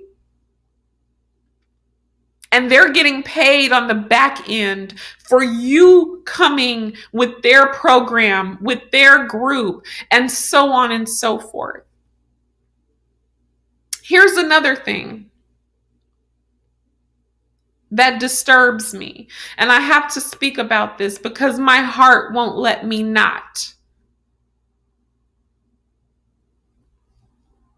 Please understand that you are taking your life into your hands when you are listening to people who are not medical professionals, who are not doctors, and you're listening to them tell you what is and what isn't. And I've seen this a lot in the Pan-African community. I've seen this a lot in just kind of like the B1 community. You have all these people who are not doctors, but they know how to diagnose viruses. They know how to diagnose what is and is not a particular virus. And I just have to say, you are taking your life into your hands if you choose to follow medical advice from people that are not doctors. I even saw on Art Kathy's page one time, recently I think, where she was saying, oh, drink this tea and it gets rid of this disease, it gets rid of this illness. Art Kathy and all these other people are not doctors. Why on earth would you be taking medical advice from someone on the internet? I am shocked. I am shocked at the people who are going to put their lives at risk because of something that someone has said on the internet. I don't want to see people lose their lives because you believe someone because they are on the internet. There are countries where doctors are forbidden to diagnose people with the virus. Forbidden. They have to say it is something else. I have heard from the people in those countries. I've read their stories in reports. The hospitals will not diagnose them with a particular virus. They will say, oh, it was a lung condition. Oh, it was breathing. Oh, it was this.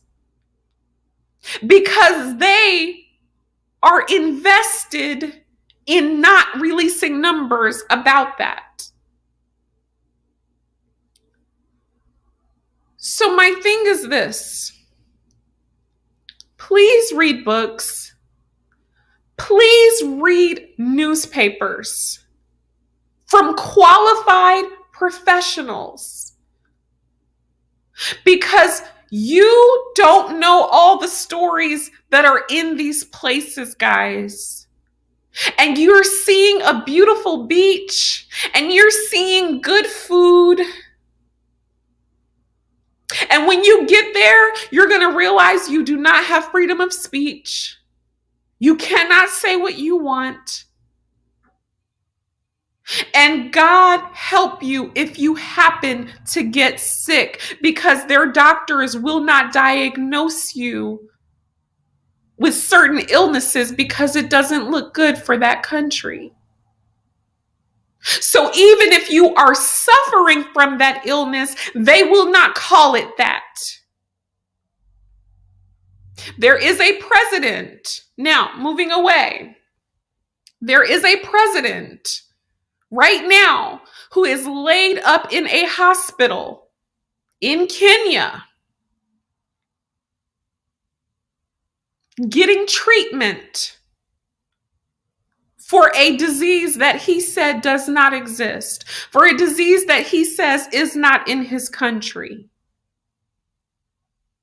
So if the president of that country had to go to another country to get health care, what do you think they're going to do to the everyday person if you get it? Do you think they're going to fly you to another country? You're just another name. You'll be buried along with the rest of them. And if you don't care about yourself, do you care about your mother? Do you care about your wife? Do you care about your children? To those people in that country, you're nothing. They don't know you. You're just another vlogger. You're just another person. But to your family, to your mother, to your sister, to your children, to your wife, to your husband, you're everything. So I'm just going to say to you folks out there, please be mindful that some of what you see is forced. Some of what you see is propaganda. Some of what you see is paid advertising, and you just do not know it. And that's all I'm going to say about that. I'm going to drop the link one last time if there's anybody who wants to come on and share their opinion or perspective in general. But essentially, that is just my heart speaking. I wouldn't be DJ if I did not speak my heart. This channel is called Delightful D because I'm here to share my thoughts and my opinions, and you all are welcome to do so as well. But I want you to understand, you're going to hear from me and my thoughts on things on this channel. And this word was put in my heart because I am seeing a lot of things go down behind the scenes that doesn't make for a good YouTube video. You're not going to see it on a YouTube video. You're going to see the pretty parts, yes, because that's the only thing the government is going to allow to be uploaded. So I just want all of you, to be safe in your journey. We're on this thing together. I plan on going to Africa. I'm planning my trip right now. So I'm researching. And as I learn things, I'm sharing them with you because maybe I have access to some information you didn't have access to, or maybe you'll have access to information I don't have access to. We're here to help each other. And I could not sit on this information. Some of you have asked me, DJ, like, where have you been? You've been missing in action. Y'all, if you know the stories that I have in my inbox, sometimes they are too heavy for me to share. I'm a woman. I'm sensitive. Sometimes I cannot talk about everything because it hurts. But in this instance, I had to at least say something because I don't know if I could save a life. I don't want to read about you on the news next. I don't want to read about you not coming home not because you love it so much, but because you didn't make it out. That being said, everyone must do their own research. All right, that's all I had to share today. Woo! We are at 2 hours and 35 minutes. Y'all have hung in there with me. That is the end of the show. I am so glad to see all of you again. I'm going to go ahead and wrap things up here. So say goodbye to me. Hit that like button on your way out. I'm going to play some music and show some comments, and we will be coming together again next time. So say goodbye to your DJ. Mwah, mwah, mwah. Say goodbye to me, and I will catch you on the next one. Let's play some music, and we're going to get on out of here. Hit that like button, and I will see you next time.